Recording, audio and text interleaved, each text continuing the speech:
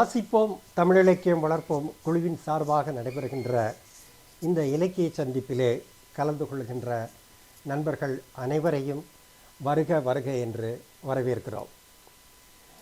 நண்பர்களே, மேனாள் கல்கி ஆசிரியர் ரமணன் அவர்களினுடைய படைப்புகளை குறித்து பேசுவதற்காக இந்த சந்திப்பினை ஏற்பாடு செய்திருக்கின்றோம்.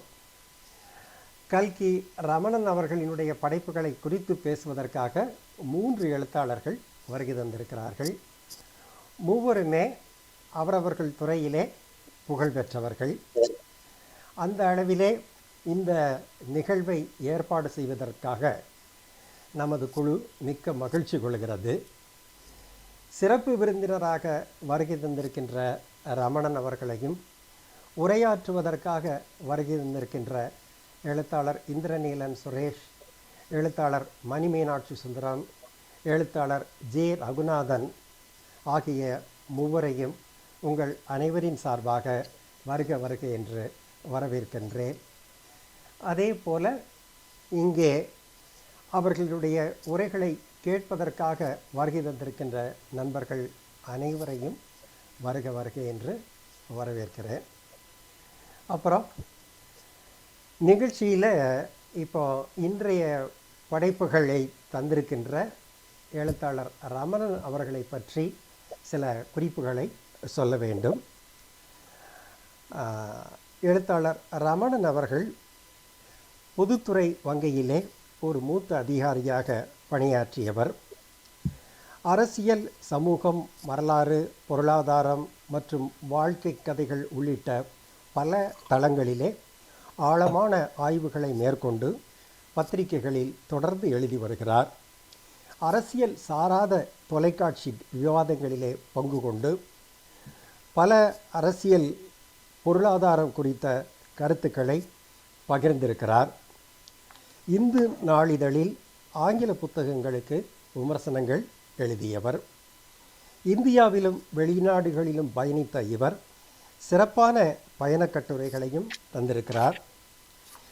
அதே போல பயண இலக்கியத்துடன் தொழில் முனைவோருக்கான நூல்கள், வாழ்க்கை கதைகள் மற்றும் வரலாற்று நிகழ்வுகள் ஆகிய துறைகளிலே 15க்கும் மேற்பட்ட புத்தகங்களை தந்திருக்கிறார் ரமணன் அவர்கள். கல்கி பத்திரிகையிலே அவருடைய பங்கும் மிகவும் போற்றத்தக்கதும் குறிப்பிடத்தக்கதும் ஆகும். அவர் ஆசிரியராக இருந்த பொழுது தமிழக அரசினுடைய விருதினையும் கல்கி பத்திரிகைக்காக பெற்றிருக்கிறார். அதே போல அவர் வாழ்க்கை கதைகள் என்ற அளவிலே பேசுகின்ற பொழுது எம்.எஸ். சுப்புலட்சுமி அவர்களை குறித்தும், நேதாஜி சுபாஷ் சந்திர போஸ்னுடைய மர்ம மரணம் குறித்தும் எழுதிய நூல்கள் மிகவும் குறிப்பிடத்தக்கவை. எம்.எஸ். சுப்புலட்சுமியினுடைய வாழ்க்கை வரலாற்றை அவர் காற்றினிலே ஒரு கீதம் என்ற நூலாக எழுதி பெரும் பாராட்டினை பெற்றார். அது மேடை நாடகமாகவும் நடிக்கப்பெற்றது. அதே போல முன்னாள் நிதியமைச்சர் ப. சிதம்பரம் அவர்கள் எழுதிய ஆங்கில புத்தகத்தை கண்ணூற்றாங்கா காவல் என்று தமிழிலே மொழிபெயர்த்திருக்கிறார். இதுவரை சுமார் 30 சிறுகதைகளை எழுதியிருக்கிறார். தனது கதைகளுக்காக பல பரிசுகளையும் பெற்றிருக்கின்றார். இப்பொழுது அவருடைய 3 வகையான படைப்புகளை பற்றி பேசுவதற்காக மூவர் இங்கே வருகை தந்திருக்கின்றார்கள். முதலாவதாக ரமணன் அவர்களினுடைய கடைசி கோடு என்ற நூலை பேசுவதற்காக எழுத்தாளர் இந்திரநீலன் சுரேஷ் வருகை தந்திருக்கிறார். அவரை பற்றிய ஒரு சிறு குறிப்பையும் சொல்ல வேண்டும். இந்திரநீலன் சுரேஷ் சென்னை பல்கலைக்கழகத்திலே மின்னணுவியல் பயின்றார். அவர் புகழ்பெற்ற பல பன்னாட்டு நிறுவனங்களிலே பணியாற்றியிருக்கிறார். இந்தியாவிலும் வளைகுடா நாட்டிலும் ஐக்கிய யூகேவிலும் பணி செய்திருக்கிறார். இதுவரை 30க்கும் மேற்பட்ட நாடுகளுக்கு தன்னுடைய தொழில் முறையிலும் சுற்றுலா என்ற முறையிலும் சென்று வந்திருக்கின்ற பெருமைக்கு உரியவர். அவர் பல சிறுகதைகளை எழுதி அவருடைய சிறுகதைகளெல்லாம் கலைமகள், கணையாழி, அமுதசுரபி, குங்குமம், குமுதம், ராணி தினமணி கதிர் போன்ற பல இதழ்களிலே வெளிவந்திருக்கின்றன. கதைகள், கட்டுரைகள், பேட்டி, பயணம், ஆன்மீகம், விஞ்ஞானம், தொழில்நுட்பம், மொழிபெயர்ப்பு என்று இலக்கியத்தினுடைய பல தளங்களிலும் கால் பதித்து தொடர்ந்து எழுதி வருகிறார். நல்ல பேச்சாளர். பன்னாட்டுகள் நடத்துகின்ற பல இணைய கூட்டங்களிலே அவர் பங்கேற்று பேசி வருகிறார். பட்டிமன்றங்களிலே பங்கேற்றும் பேசி வருகிறார். பல பெருமைகளையும் உடைய எழுத்தாளர் இந்திரநீலன் சுரேஷ் அவர்களை ரமணன் அவர்களினுடைய படைப்புகளை குறித்து பேசுகின்ற இந்த இலக்கிய சந்திப்பில் முதலாவதாக கடைசி கோடு என்ற நூலை குறித்து பேசுவதற்காக அழைக்கிறேன். வாங்க இந்திரநீலன் சுரேஷ். அனைவருக்கும் வணக்கம். முதலில் ரமணன் சாருக்கு என்னுடைய நன்றிகள். இந்த வாய்ப்பு எனக்கு கொடுத்த மந்திரமூர்த்தி அழகு மற்றும் வாசிப்போம் தமிழ் வளர்ப்போம் என்கிற அற்புதமான ஒரு அமைப்பிற்கும் என்னுடைய மனமார்ந்த நன்றிகளை தெரிவித்துக் கொள்கிறேன். நான் இந்த பள்ளி இறுதி வகுப்பில் படிக்கும் பொழுது எங்களுக்கு எப்பவுமே முதல் பீரியடு கணக்காக இருக்கும். அந்த வாத்தியார் ஸ்ட்ரிக்ட். அடுத்தது geography, history and geography period. அந்த வாத்தியார் ஒரு தாகூர் மாதிரி இருப்பார். தாடியெல்லாம் வச்சுட்டு பார்க்கறதுக்கு தாகூரே நம்முடைய பள்ளிக்கு வந்த மாதிரி இருப்பார். ஹிஸ்ட்ரி நடத்தும் பொழுது கதை போல சொல்லுவார். பிற்காலத்தில் பொன்னியின் செல்வன்லாம் ஒரு 5 முறை படிப்பதற்கு அவர் தான் காரணம். அந்த கதை சொல்லல் தான் காரணம்.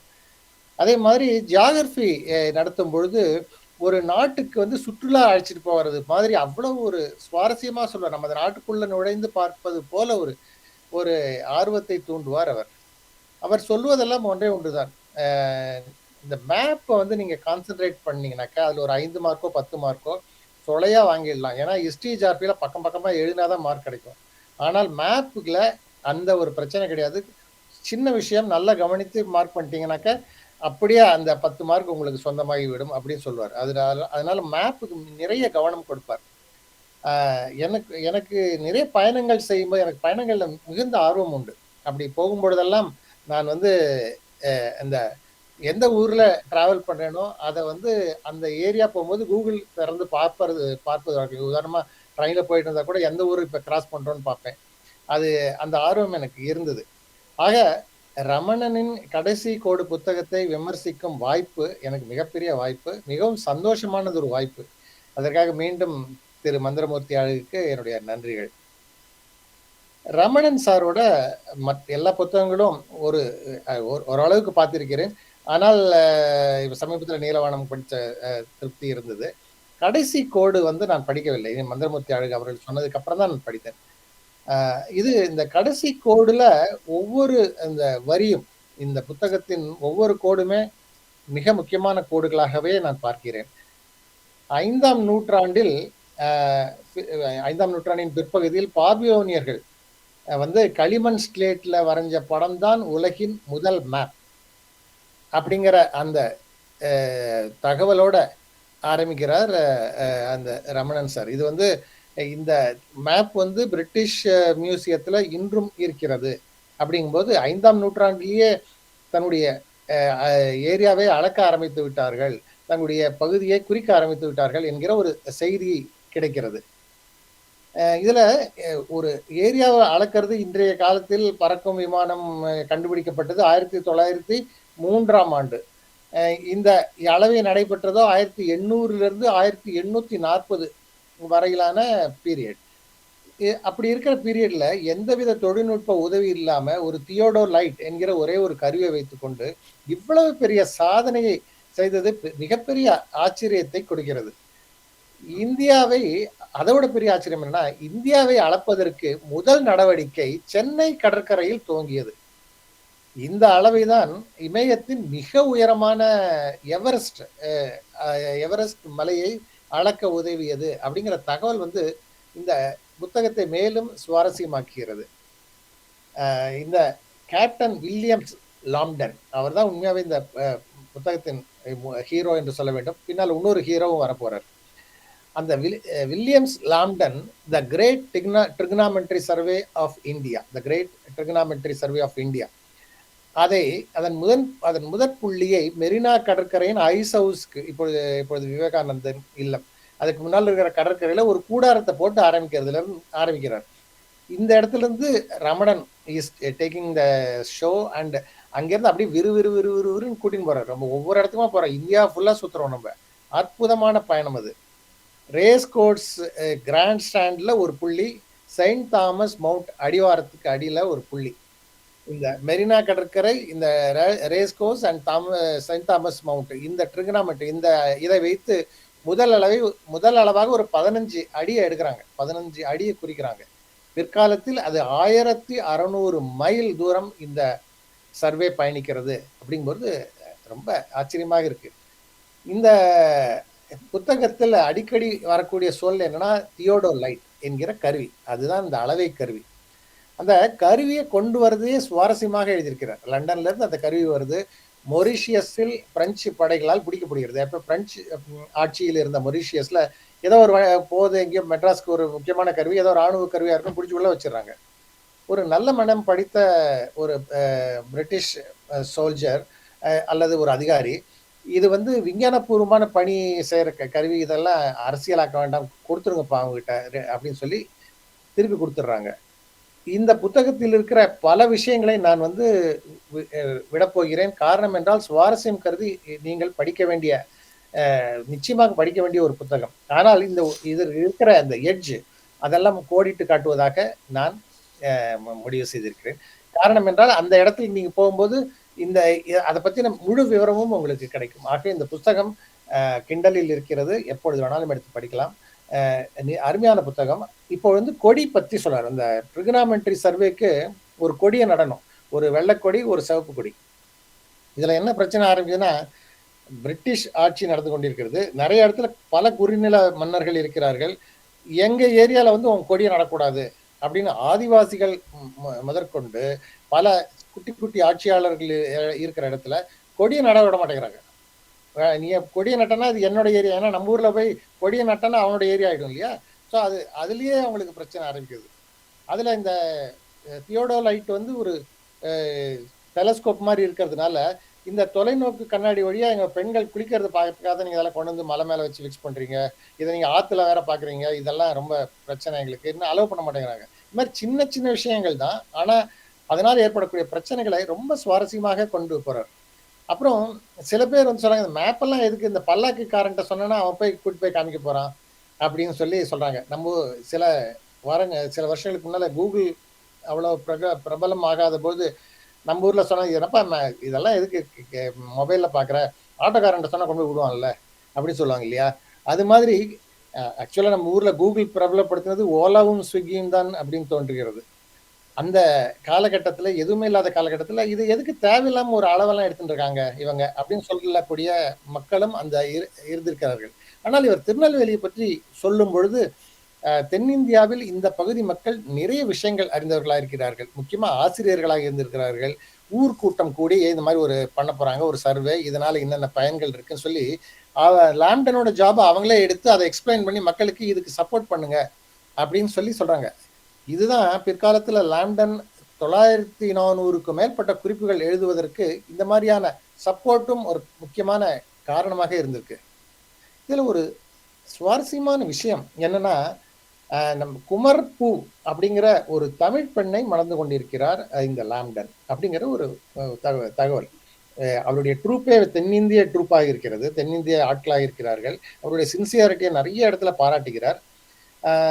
ஆரம்பத்துல புதுவையில தான் செட்டில் ஆயிருக்காரு. நம்ம பாரதியார் புதுவையில இருந்ததுக்கு காரணம் அங்க பிரெஞ்சு ஆட்சி நடக்கிறது அப்படி ஒரு சேஃப்டிக்காக. ஆனால் இவர் ஏன் புதுவையில் இருந்தார் அப்படிங்கிறதுக்கு சரியான காரணங்கள் இல்லாவிட்டாலும் ரமணனுடைய அணுகுமுறை என்னவென்றால், அங்கே சென்னை மாதிரியான இடங்களில் இருந்தால் அதிகாரிகளின் தொல்லை அதிகமாக இருக்கும், கொஞ்சம் ஐசோலேட்டட் பிளேஸ்ல இருக்கலாம் அப்படிங்கிறது ஒரு காரணமாக இருக்கும் என்று சொல்கிறார். அதை ஒத்துக்கொள்ளக்கூடிய வகையில இருக்கிறது.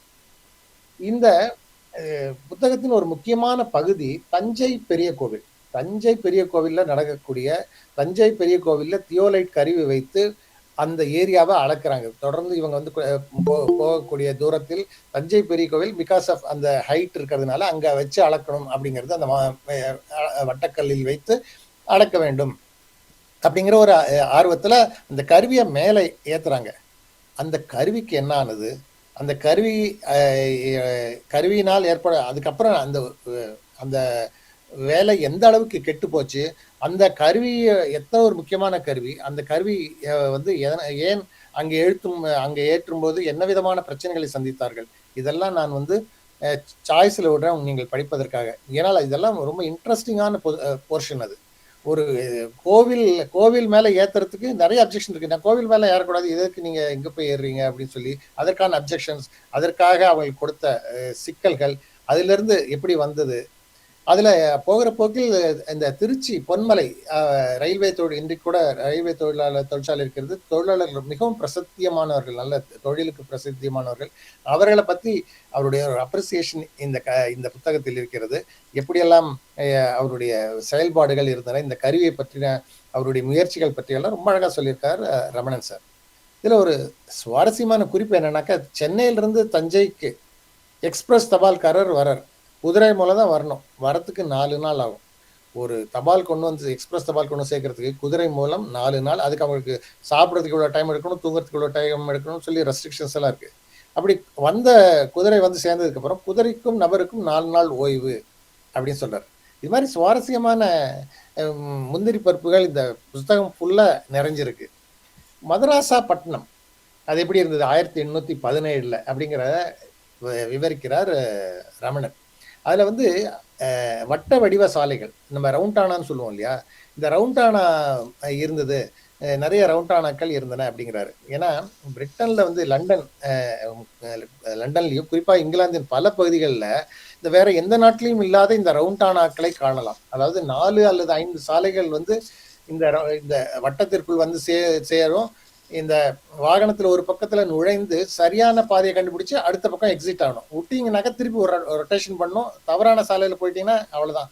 வேற நீங்க ஸ்காட்லாந்து போறதுக்கு பதிலா நியூ சவுத் ஆம்ப்டன் போய் கொண்டிருப்பீர்கள்.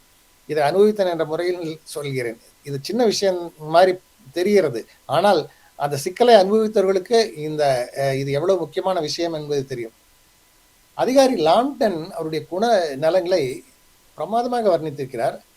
அவருக்கு அசிஸ்டண்டா எவரெஸ்ட் என்கிற ஒரு அதிகாரி செய்கிறார். அவருடைய பிளஸ் மைனஸ் எப்படி லாம்டனை தலையில தூக்கி வைத்து கொண்டாடுகிறார்களோ அது மாதிரி எவரெஸ்டோட பிளஸ் அவருடைய சுறுசுறுப்பு, அவரை இந்த ஒர்க்கை எக்ஸ்ட்ராக்ட் பண்ற விதம், சாதிச்சு காட்டுற தன்மை, இதெல்லாம் பிளஸ்ஸா இருக்கும் பொழுது அவருடைய கோபம், அவருடைய படுத்துற பாடு மக்களை போட்டு, இதெல்லாமே மைனஸ். இதை எல்லாமே ரொம்ப அழகாக கொண்டு வந்திருக்கிறார். இந்த எவரெஸ்ட் வந்து கிரீன்விச்சில் பிறந்தவர். கிரீன்விச் என்பது இந்த லண்டனுக்கு அருகில் உள்ள ஒரு சிற்றூர். இப்போவும் ரொம்ப புகழ்பெற்ற ஊர். ஏன்னா அந்த இடத்துல தான் உலக வடிவை இந்த வரைபடங்களை கணக்கிடக்கூடிய கிரீன்விச் மீன் லைன் என்கிற கோடு இருக்கிற இடம். இந்த அதாவது 0 டிகிரி கற்பனை கோட்டின் 0 டிகிரி அங்கதான் இருக்கு. லண்டன்ல வந்து பார்க்கறவங்க எல்லாம் அங்க போய் பார்ப்பாங்க. லண்டன் பிக் பென் கடிகாரத்துக்கு அந்த ஒட்டி அந்த தேம்ஸ் நதி ஓடும். அங்கிருந்து ஒரு வெஸ்ட் மினிஸ்டர் பயர் என்று சொல்வார்கள். அங்கிருந்து கிரீன்விச்சுக்கு நிறைய டூரிஸ்ட் விசைப்படகுகள் இருக்கின்றன. எல்லாருமே அங்க போய் அந்த உன்னோட செக்லிஸ்ட்ல அதுவும் ஒண்ணு.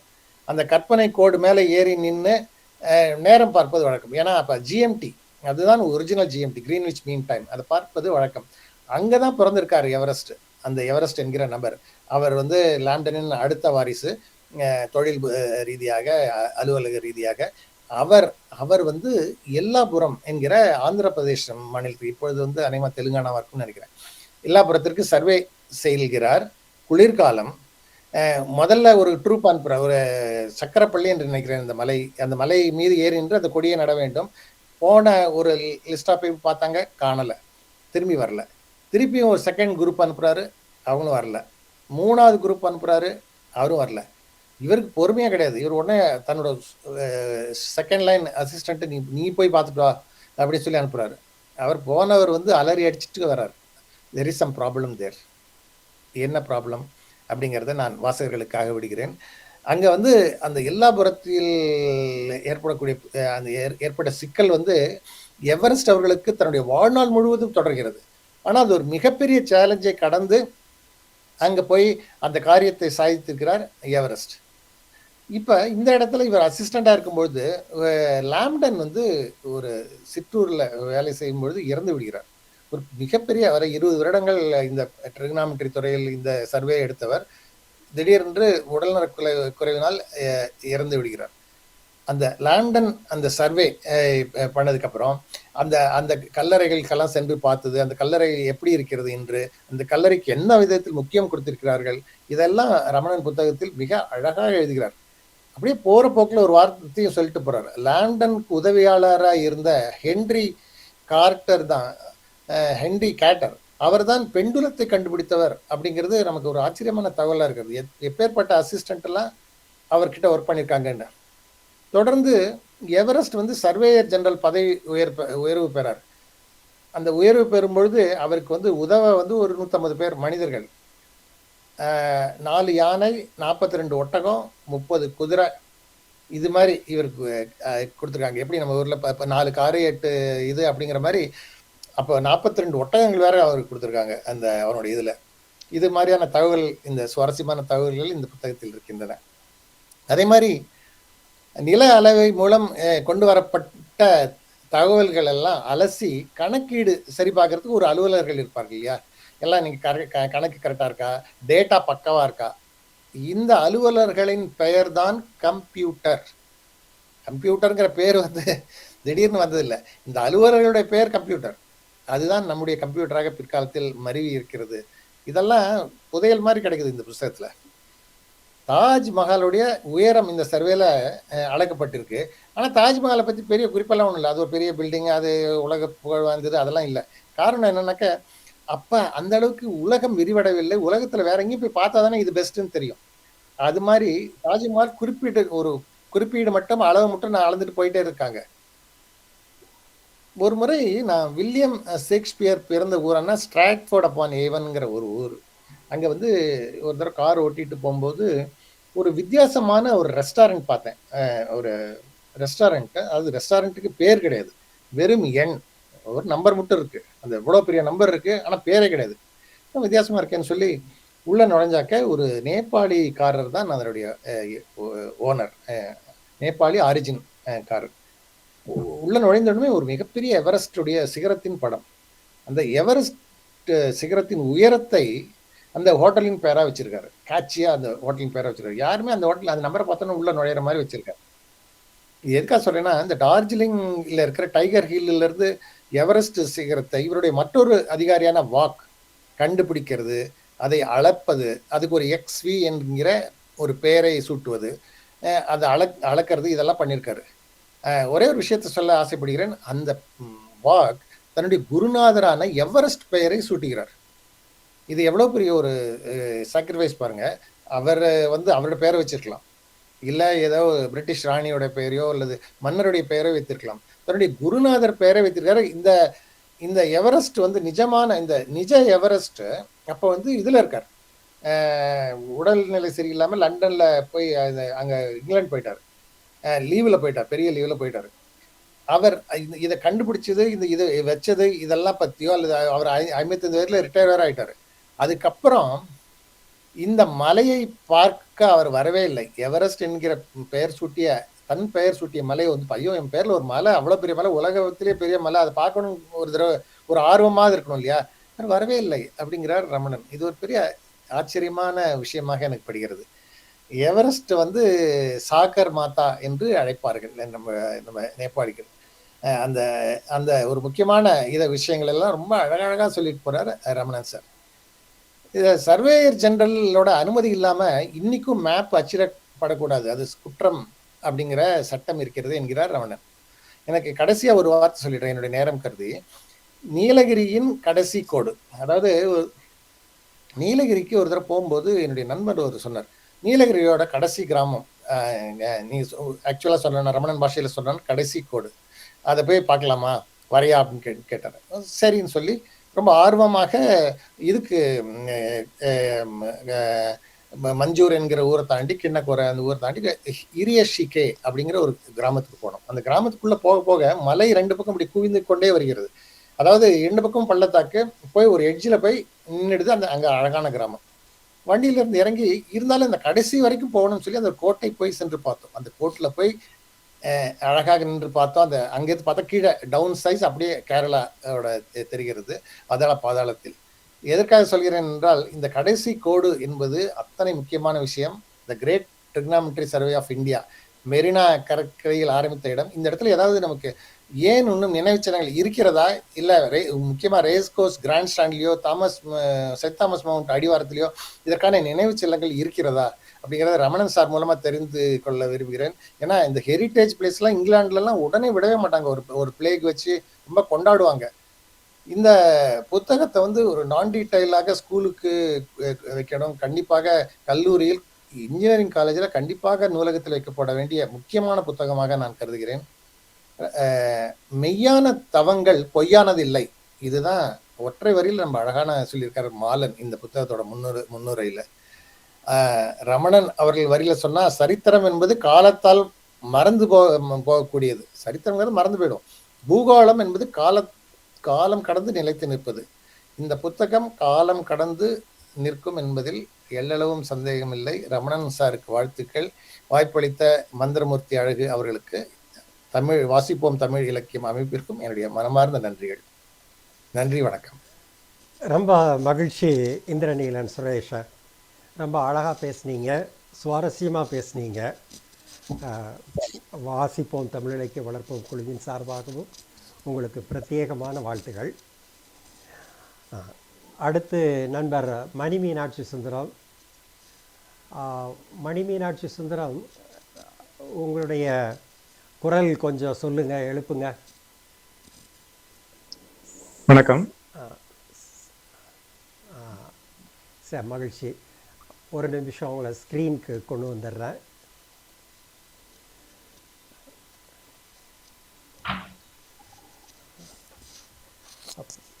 எழுத்தாளர் மணி மீனாட்சி சுந்தரம் நம்ம வாசிப்போம் தமிழ் இலக்கியம் வளர்ப்போம் குழுவில் அவர் அட்மின் பொறுப்புகளில் அவரும் ஒருவராக இருக்கிறார்.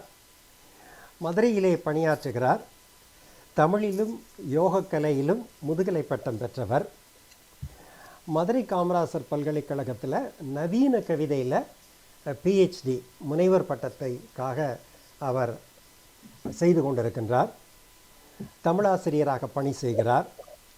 தமிழ்நாடு அரசினுடைய புதிய பாடல் உருவாக்கு குழுவிலே பணியாற்றிய பெருமைக்கு உரியவர் அவர். அகில இந்திய வானொலியிலேயும் மதுரை பண்பலையிலும் நூல் விமர்சனம், சுற்றுச்சூழல் பற்றிய உரைகளை தொடர்ந்து தந்து கொண்டிருக்கிறார். இணைய இதழ்களிலே சிறுகதை, கவிதைகள் குறித்து கட்டுரைகள் போன்ற பலவற்றையும் தொடர்ந்து செய்து கொண்டே இருக்கின்றார். இத்தகைய பெருமைகளுக்குரியவர் நண்பர் எழுத்தாளர் மணி மீனாட்சி சுந்தரம். அவரை இந்த பெருமைக்குரிய ரமணன் அவர்களினுடைய நூலான காற்றினே ஒரு கீதம் என்பதை குறித்து பேசுவதற்காக அழைக்கிறேன். இந்த நேரத்தில் ஒரு செய்தியை சொல்லணும். ரமணன் அவர்களினுடைய காற்றினிலே வரும் கீதம், அடுத்து நீலவானம், இந்த 2 நூல்களை குறித்தும் நானும் விமர்சனங்களை எழுதியிருக்கிறேன் தனியாக. அருமையான நூல் இந்த காற்றினிலே வரும் கீதம். அதை குறித்து பேசுவதற்கு நண்பர் மணி மீனாட்சி சுந்தரம், பேசுங்க. நன்றி சார். வாசிப்போம் தமிழ் இலக்கியம் வளர்ப்போம் குழுவின் சார்பாக நடக்கும் இந்த இலக்கிய சந்திப்பு நிகழ்விற்கு வருகை இருந்திருக்கக்கூடிய இந்த நிகழ்ச்சியின் மையமான எழுத்தாளர் திரு ரமணன் அவர்களையும், அவருடைய கடைசி கோடு நூல் குறித்து பேசிய இந்திரநீலன் சுரேஷ் அவர்களையும், எனக்கு பின்பு பேசவிருக்கின்ற எழுத்தாளர் ஜே ரகுநாதன் அவர்களையும், இந்த நிகழ்ச்சியை மிகச் சிறப்பாக ஒருங்கிணைக்கக்கூடிய விமர்சகர் திரு மந்திரமூர்த்தி அழகு அவர்களையும், மற்றும் இந்த நிகழ்வில் கலந்து கொண்டிருக்கக்கூடிய எழுத்தாளர் ராகவன் உள்ளிட்ட அத்துணை பேருக்கும் எனது முதற்கண் வணக்கம். மதுரை மீனாட்சி அம்மன் கோவிலின் மேற்கு கோபுரத்தை ஒட்டி உள்ள அனுமந்தராயர் கோவில் என்ற அனுமந்தராயர் தெரு என்ற ஒரு சிறிய தெருவில் பிறந்து உலகம் முழுவதும் உள்ள இசை ரசிகர்களை தன்மையப்படுத்திய ஒரு மகா மேதையான எம்.எஸ். அம்மாவை பற்றிய நூல்தான் இந்த காற்றினிலே வரும் கீதம் என்ற நூல். எம்.எஸ். அம்மாவை பற்றி நாம் தமிழில் படிக்க 3 நூல்கள் நமக்கு கிடைக்கின்றன. ஒன்று டி.ஜே.எஸ். சார்ஜ் எழுதிய நூல் ஒன்று, 2 டி.எம். கிருஷ்ணா எழுதிய ஒரு சிறு கட்டுரை. இந்த இந்த இரண்டையும் நான் படித்திருக்கின்றேன். ரமணன் சார் எழுதிய இந்த காற்றினிலே வரும் கீதத்தையும் சேர்த்து 3 நூல்களை நான் படித்திருக்கிறேன் எம்.எஸ்.ஐ பற்றி. மற்ற 2 நூல்களும் மொழிபெயர்ப்பு நூல்கள். தமிழிலே எழுதப்பட்ட ஒரே நூல் காற்றினிலே வரும் கீதம், எம்.எஸ்.ஐ பற்றி எழுதப்பட்ட நூல் இதுதான் என்று நான் நினைக்கின்றேன். இந்த 3 நூல்களையும் படிக்கும்போது ஒரு 2 விஷயங்களை நான் சொல்ல விரும்புகிறேன். 2ம் மொழிபெயர்ப்பு நூல்கள், இது தமிழில் எழுதப்பட்ட நூல். மற்ற 2 நூல்களிலும் ஒன்று மிகச்சிறிய நூல், அது ஒரு கட்டுரை என்றுதான் சொல்ல வேண்டும். டி.எம். கிருஷ்ணா எழுதியது ரொம்ப சின்ன நூல், கட்டுரை. டி.ஜே.எஸ். சார்ஜ் எழுதியது மிக விரிவான நூல்.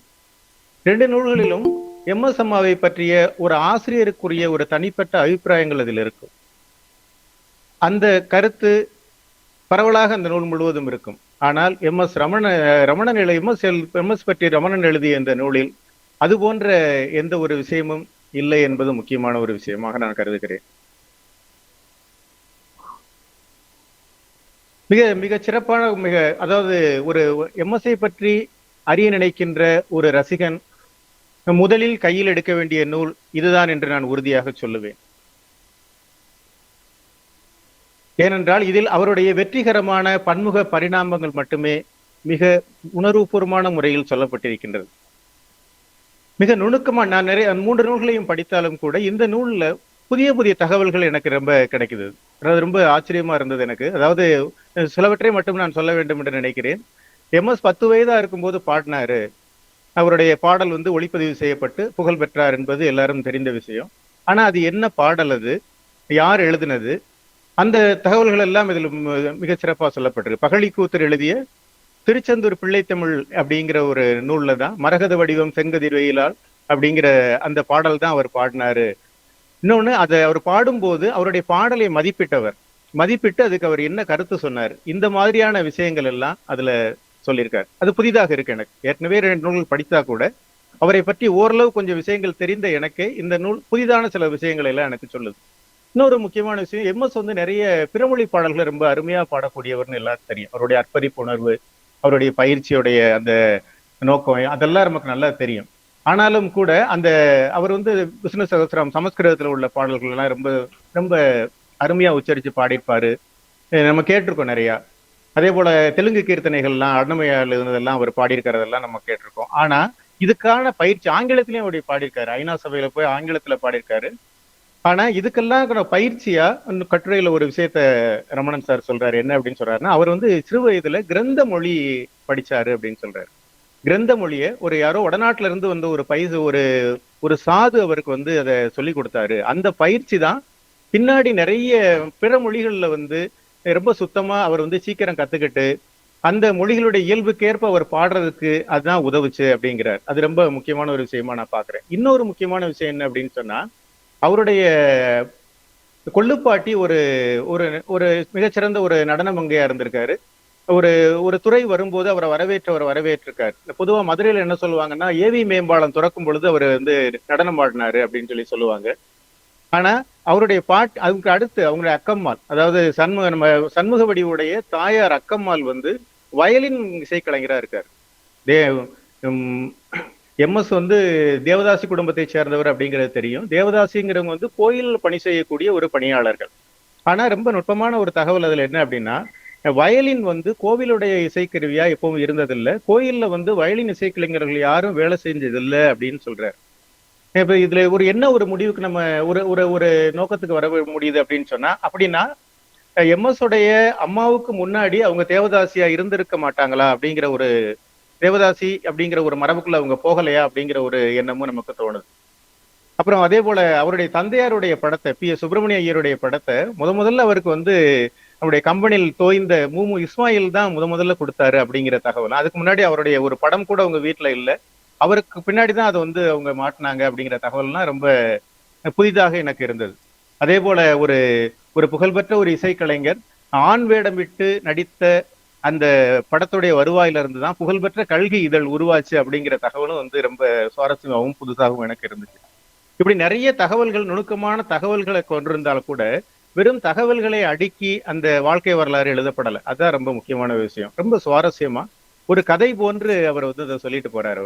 அவர் நூல்ல ரமண சார் சொல்லியிருக்கிற மாதிரி, எழுத்தாளர் மாலன் சொல்லியிருக்கிறது போல ஒரு காட்சியா அது நமக்கு விரியுது. இப்ப அவர் வந்து முதல்ல எம்எஸ் பாட நேர்ந்த அனுபவத்தை அவர் சொல்லும் போது சொல்லுவாரு, சேதுபதி பள்ளியில அவங்க அம்மாவுடைய ஒரு கச்சேரி ஒரு வீணை கச்சேரி நடக்குது. அதோட இடையில எம்எஸ் கூப்பிடுறாங்க. அவங்க ஒரு மணல்ல சிறு வீடு கட்டி சின்ன குழந்தை விளையாண்டுட்டு இருக்காங்க. அதெல்லாம் பார்க்கும்போது ஒரு சேதுபதி பள்ளியில நுழைஞ்சு இருந்த ஒரு மதுரைக்காரனான எனக்கு அது ஒரு காட்சியா, அதை நானும் பக்கத்துல இருந்து பாக்குறது போன்ற ஒரு உணர்வு எனக்கு அது தெரிஞ்சது. அதே போல அவருடைய பாடலை வந்து அவருடைய வீணையை பதிவு செய்யும் போது என்னுடைய மகள் நல்லா பாடுவா, அவருடைய பாடலையும் நீங்க பதிவு செய்யுங்களேன் அப்படின்னு கேட்கும்போது இதெல்லாம் வந்து ஒரு காட்சியா நாமளும் கூட இருந்து பார்த்துட்டே வர்றது போல இருக்கு. இது வந்து நூல் முழுவதும் தொடருது. இது இந்த புத்தகத்தை எடுத்துட்டு கீழே வைக்காம ரொம்ப சுவாரஸ்யமா படிக்கிறதுக்கு ரொம்ப உதவிகரமா இருக்குன்னு நான் நினைக்கிறேன். அதே போல அவருடைய இறக்கும் தருவாயில அவருடைய கடைசி காலங்கள்ல தன்னுடைய கணவர் இறப்புக்கு பின்னாடி அவங்களுக்கு வந்து ஒரு மறதி நோய் ஏற்படுது. கர்நாடக சங்கீதம் பாடல் ஒழிக்கும் போது அதை வந்து நிறுத்து அப்படின்னு அதை சொல்லும் போது அவருடைய உதவியாளர் மனம் கசிந்து அழுகிறார். நாமளும் கூட அந்த இடத்துல ரொம்ப கலங்கி போயிடுறோம். அப்படிப்பட்ட ஒரு நிலைக்கு அவர் ஆகிறார். இப்படி ஒரு நல்ல ஒரு உணர்வுபூர்வமா நடையோட நம்ம அந்த புத்தகத்தோட ஒன்றுவதற்கு இந்த புத்தகம் வந்து ரொம்ப உதவுது அப்படின்னு நான் சொல்றேன். அதோட முக்கியமா இன்னொன்னு, மாலன் சொல்லியிருப்பார், இது வந்து எம்எஸ் உடைய வரலாறாகவும் இல்லாமல் கூடவே அது சபாபதியுடைய வரலாறாகவும் இருக்கிறது, அவருடைய கணவருடைய வரலாறாகவும் இருக்கிறது அப்படின்னு சொல்லி ரொம்ப அருமையா அதுக்கு ஒரு தலைப்பு கொடுத்திருக்காரு. இசைபட வாழ்ந்த இனியவர் அப்படின்னு சொல்லி. ரெண்டு பேரும் வந்து அப்படிப்பட்ட ஒரு ஆதர்சமான தம்பதிகளை நம்ம பார்க்க முடியாது. நிறைய அவரை பற்றிய விமர்சனங்களை நான் படிச்சிருக்கேன். அதாவது எம்எஸ் உடைய வளர்ச்சிக்கு இல்லாம அவருடைய அந்த இசை வாழ்வுக்கு அவருக்கு நிறைய வந்து வித்தியாசமான விமர்சனங்களை எல்லாம் நான் வந்து அதுல படிச்சிருக்கேன். ஆனாலும் கூட ஒரு சாதாரண மனிதனாக சொல்ல வேண்டிய ஒரு விஷயம் என்ன அப்படின்னு சொன்னா, எந்த ஒரு கணவன் தன்னுடைய மனைவியின் ஒரு திறமைக்காக தன்னுடைய வாழ்நாள் முழுவதும் பின்னின்று உழைத்தான் என்றால் அது சபாபதி தான், வேற யாரும் கிடையாது. அந்த பெருமை வந்து அவர் தான் செய்யறார். அதனால அவரும் வந்து சதாசிவம் தான். அதனால அந்த பெருமை வந்து நிச்சயமாக அவரை சேரும். அதனால அவரும் மிகுந்த மரியாதைக்குரியவர் அப்படிங்கிற நேரத்துல நான் சொல்லிக்கிறேன். அதோட இந்த நூலை வந்து ஒரு இசையறிவு இல்லாத ஒருத்தர் எழுதிட முடியாது. ஒரு பெரிய ஒரு இசை மேதையுடைய நூலை வந்து ஒரு இசையறிவு இல்லாத ஒரு மனிதர் யாரும் எழுதிட முடியாது. அந்த பயிற்சி, அதை பற்றிய ஒரு நுணுக்கமான அறிவு இருக்கிறதுனாலதான் இந்த நூலை அவர் வந்து சிறப்பா எழுதியிருக்காரு. இன்னும் சொல்ல போனா இந்த நூலுடைய ரொம்ப எம்எஸ்ஐ பற்றிய ஒரு சாதாரணமாக கேட்டு மகிழக்கூடிய ஒரு வாசகர்கள், ஒரு கர்நாடக சங்கீதம் முழுவதும் தெரிந்த ஒருத்தர் தான் ஒரு கர்நாடக இசையோ ஒரு பாடலையோ கேட்கறதுங்கிறது கிடையாது. அதுல சார் சொல்லிப்பார், மாலன் சார் சொல்லிப்பார் ஒரு விஷயம். அதே போல இன்னொரு விஷயம், சீர்காழி கோவிந்தராஜன்ட்ட அவருடைய பாடலை பத்தி கேட்கும்போது, நீங்க வந்து இசை தெரிஞ்சவங்களுக்கு மட்டும்தான் பாடுறீங்களா அப்படின்னு கேட்கும்போது அவர் இல்லைன்னு சொன்னார். இசை தெரியாத என்னுடைய குரலுக்குள்ள ஏற்ற இறக்கங்களை கவனித்து என்னோடு கூட வரக்கூடிய ஒரு சாதாரண ஒரு செவி வழியாக கேட்டு இன்பம் பெறக்கூடிய ஒரு சாதாரண ஒரு ரசிகர்களை கூட நான் வந்து முக்கியமானவங்களை நினைக்கிறேன் அப்படின்னு சொல்லுவார். அப்படிப்பட்ட ஒரு சாதாரண ரசிகர்கள் கூட ஒரு எம்எஸ்ஐ பற்றி ஒரு 3 விதமான ஒரு முக்கியமான முடிவுகளுக்கு வரக்கூடிய வழியில் இந்த புத்தகம் இருக்கிறதா நினைக்கிறேன். ஒண்ணு, தென்னிந்திய ஒரு இசையை உலகம் முழுவதும் பரப்பியவர் அப்படிங்கிற ஒரு பெருமைக்குரியவர் எம்எஸ். அது இந்த நூலை படிப்பு மூலமாக ஒரு வாசகன் உணர்ந்து கொள்வான். அடுத்து, பக்தியையும் இசையையும் ஒரு தரத்துக்கு உயர்த்தி சென்ற ஒருவர் அப்படி யாருன்னு சொன்னா அது வெறுது எம்எஸ் தான். அதை நிச்சயமாக படிக்கக்கூடிய வாசகர் உணர்ந்து கொள்வார்கள். அதே போல மனிதநேயத்திற்காக வாழ்நாள் எல்லாம் பாடுபட்ட ஒரு இசைக்கலைஞர் எம்எஸ் அவர்கள் தான். டிஜே சார்ஜ் அவருடைய நூல்ல கூட சொல்லியிருப்பார். அதாவது கர்நாடக சங்கீத வித்வான்கள்ல மனிதநேயத்திற்காக மிகப்பெரிய தொண்டு செய்தவர் வந்து அவர் தான். ஏன்னா அவருடைய எல்லா இசை கச்சேரிகளுமே வந்து உதவி பண்ணக்கூடிய அந்த இசை கச்சேரிக்கு வரக்கூடிய பணத்தை எல்லாமே அவர் வந்து அவங்களுக்கு தானமா கொடுத்திருக்காரு. தன்னுடைய 60 ஆண்டு கால இசை பயணத்துல பெரும்பாலும் அவர் வந்து அதைத்தான் செஞ்சிருக்காருங்கும் போது ரொம்ப ஆச்சரியமாகவும் ரொம்ப மரியாதையாகவும் அவங்க மேல ஏற்படுது. ஏன்னா அவங்க கஷ்டப்பட்ட காலத்துல கூட தனக்காக அவங்க எதுவும் செஞ்சுக்கிறல அப்படிங்கிறது தான் ரொம்ப ஆச்சரியமா இருக்கு. இப்படிப்பட்ட மனிதர்களும் வாழ்றாங்க அப்படிங்கிறது ரொம்ப முக்கியமான ஒண்ணு. அப்படிப்பட்ட ஒரு சிறப்பான ஒரு ஆளுமையோடைய நூலான அந்த காற்றினிலே வரும் கீதம் எல்லோரும் படிக்கணும். நிச்சயமாக சொல்லுவது போல எம்எஸ் உடைய நினைவு இந்த உலகத்துல இருக்கிற வரையும் இந்த புத்தகம் நிச்சயமாக வாசகர்களுக்கு விருப்பமான ஒரு புத்தகமாக இருக்கும் என்று கூறுகிறேன். இந்த வாய்ப்புக்கு நன்றி கூறி விடைபெறுகிறேன். நன்றி, வணக்கம். அருமை நண்பர் எழுத்தாளர் மணி மீனாட்சி சுந்தரம் ரொம்ப அழகான முறையில் அதில் எதெல்லாம் சொல்லணுமோ, குறிப்பிட்டு சொல்லணுமோ அதெல்லாம் மிகச்சிறப்பான முறையில், அருமையான முறையில் வெளிப்படுத்தினீர்கள். நமது குழுவின் சார்பாக உங்களுக்கு மகிழ்ச்சியையும் அன்பையும் தெரிவித்துக் கொள்கிறேன்.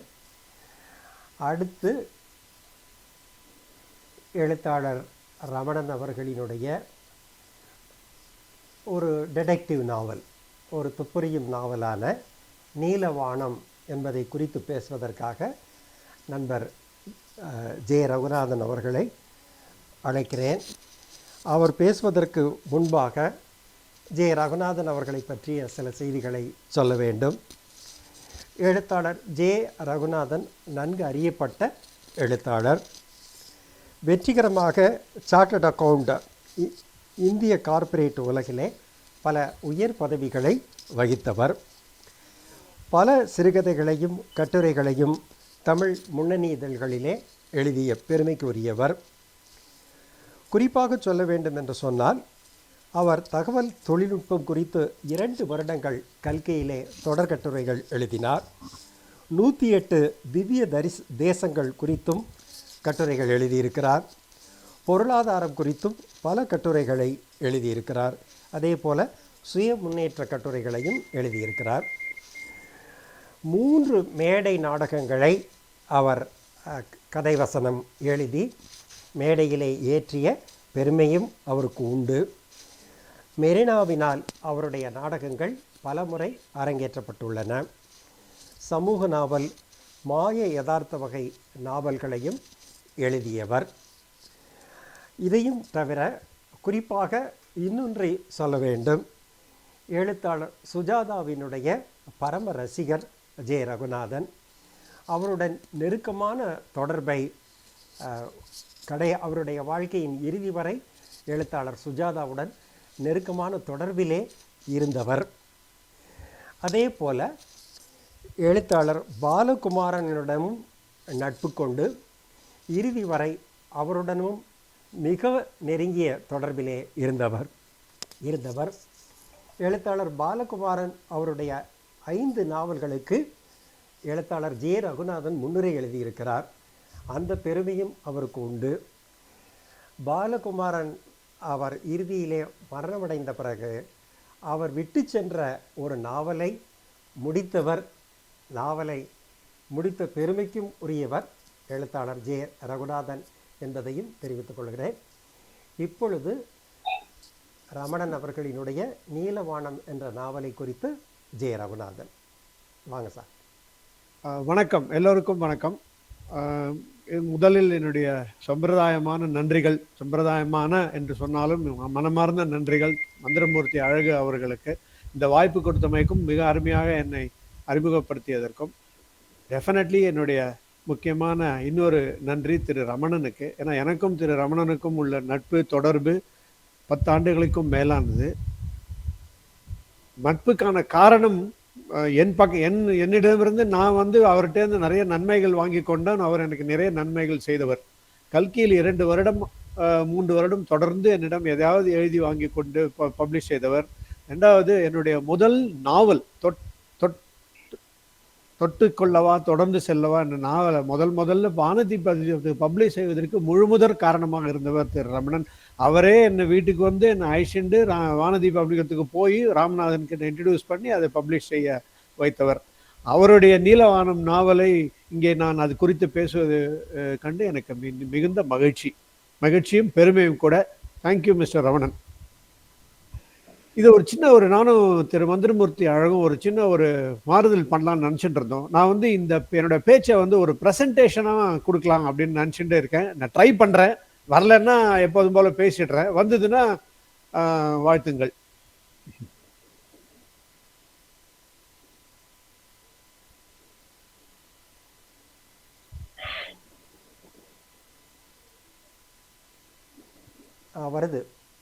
வருதா?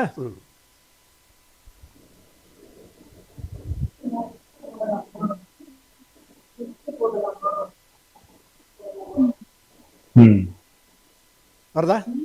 வருது வருது. எல்லாராலையும் பார்க்க முடியறதா? Okay, ton. ஸோ வாசிப்போம் தமிழ் இலக்கியம் வளர்ப்போம் குழுவிற்கு இலக்கிய சந்திப்பு சொன்ன மாதிரி ரமணனுடைய நீலவானம். இதுக்கு முன்னாடி இன்னொன்று ஒரு சின்ன விஷயத்த நான் சொல்லிடுறேன். இந்த இந்திரநீலன் சுரேஷ் பேசின லாம்டன், என்னுடைய அந்த வில்லியம் லாம்டன் தான் என்னுடைய முதல் நாடகமான அபேரங்க திலகாவுடைய ஹீரோ. இது உங்களுக்கு சர்ப்ரைசிங்கா இருக்கும். அவர் இந்த விஷயத்தை பற்றி விலாவரியாக சொல்லாததுனால் நானும் அது பற்றி சொல்ல போவதில்லை.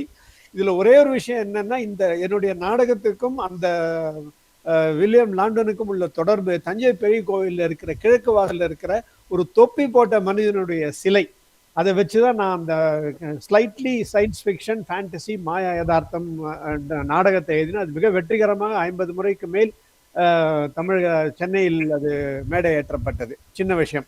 ரெண்டாவது விஷயம், இந்த பேச்சு என்னுடைய இந்த உரையில கொஞ்சம் நிறைய ஆங்கில வார்த்தைகள் உபயோகிக்க போகிறேன். அதுக்கு காரணம், எனக்கு தமிழ் அவ்வளவாக பேச வராது என்கிற அந்த வேனிட்டிலாம் இல்லை.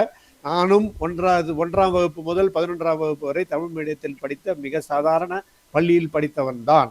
ஆனாலும் இந்த புத்தகத்தை பற்றி பேசுவதற்கான காரணத்தால் நான் அதிகம் இங்கிலீஷ் ரெஃபரன்ஸும் இங்கிலீஷ் வார்த்தைகளும் உபயோகிக்க வேண்டி இருக்கும்.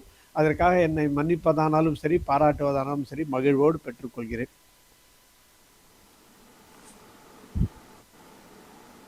ஒரு நிமிஷம், அடுத்த ஸ்கிரீன் போறதுக்கு எப்படி?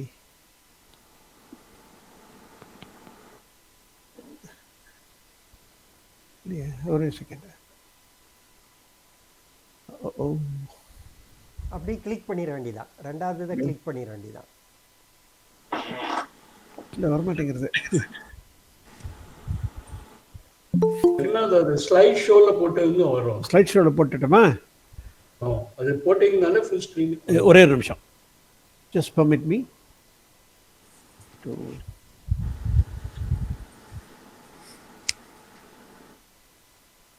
society.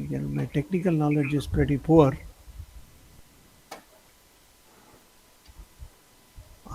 ஒரு நிமிஷம்.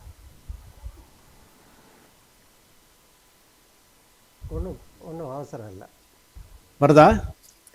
இல்லை, மாறல. Okay, just a minute. ஒரு நிமிஷம். I think I have found a way. இப்போ தெரியுதா ஸ்கிரீன்ல? முதல் ஸ்கிரீன் தெரியுது. முதல் ஸ்கிரீன் தெரியுது. ஒரு நிமிஷம்.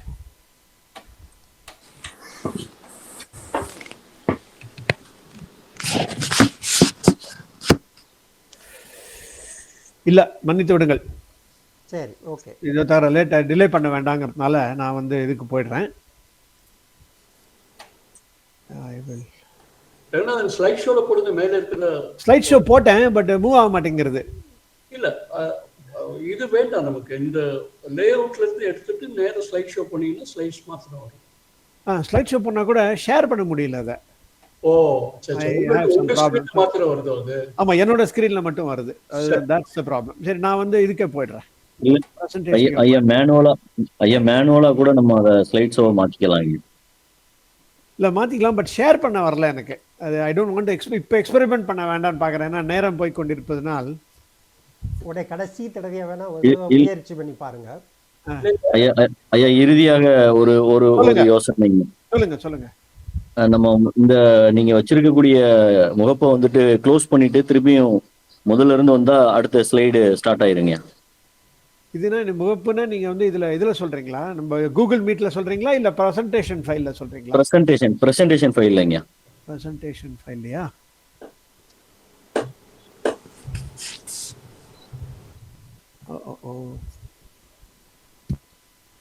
ஒரு நிமிஷம்.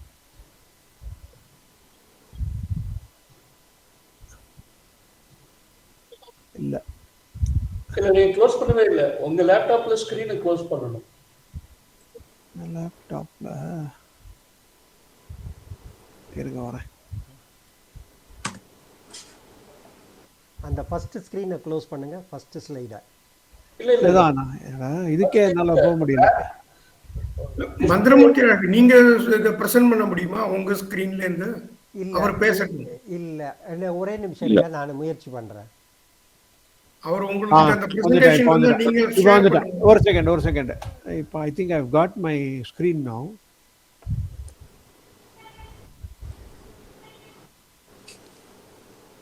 அடுத்த ஸ்லைடு போகிறதுலாம் எப்படின்னு தெரியும் எனக்கு. இல்லை வரல. I don't want to experiment. வேண்டாம். சரி, ஓகே. சரியா? Okay, you proceed. யா. சரி, நீங்க அந்த ஸ்லைடை பார்த்ததுங்க, நீங்க பேசுங்க. அதான் நான் பார்த்துக்கிறேன். ஒரு நிமிஷம்.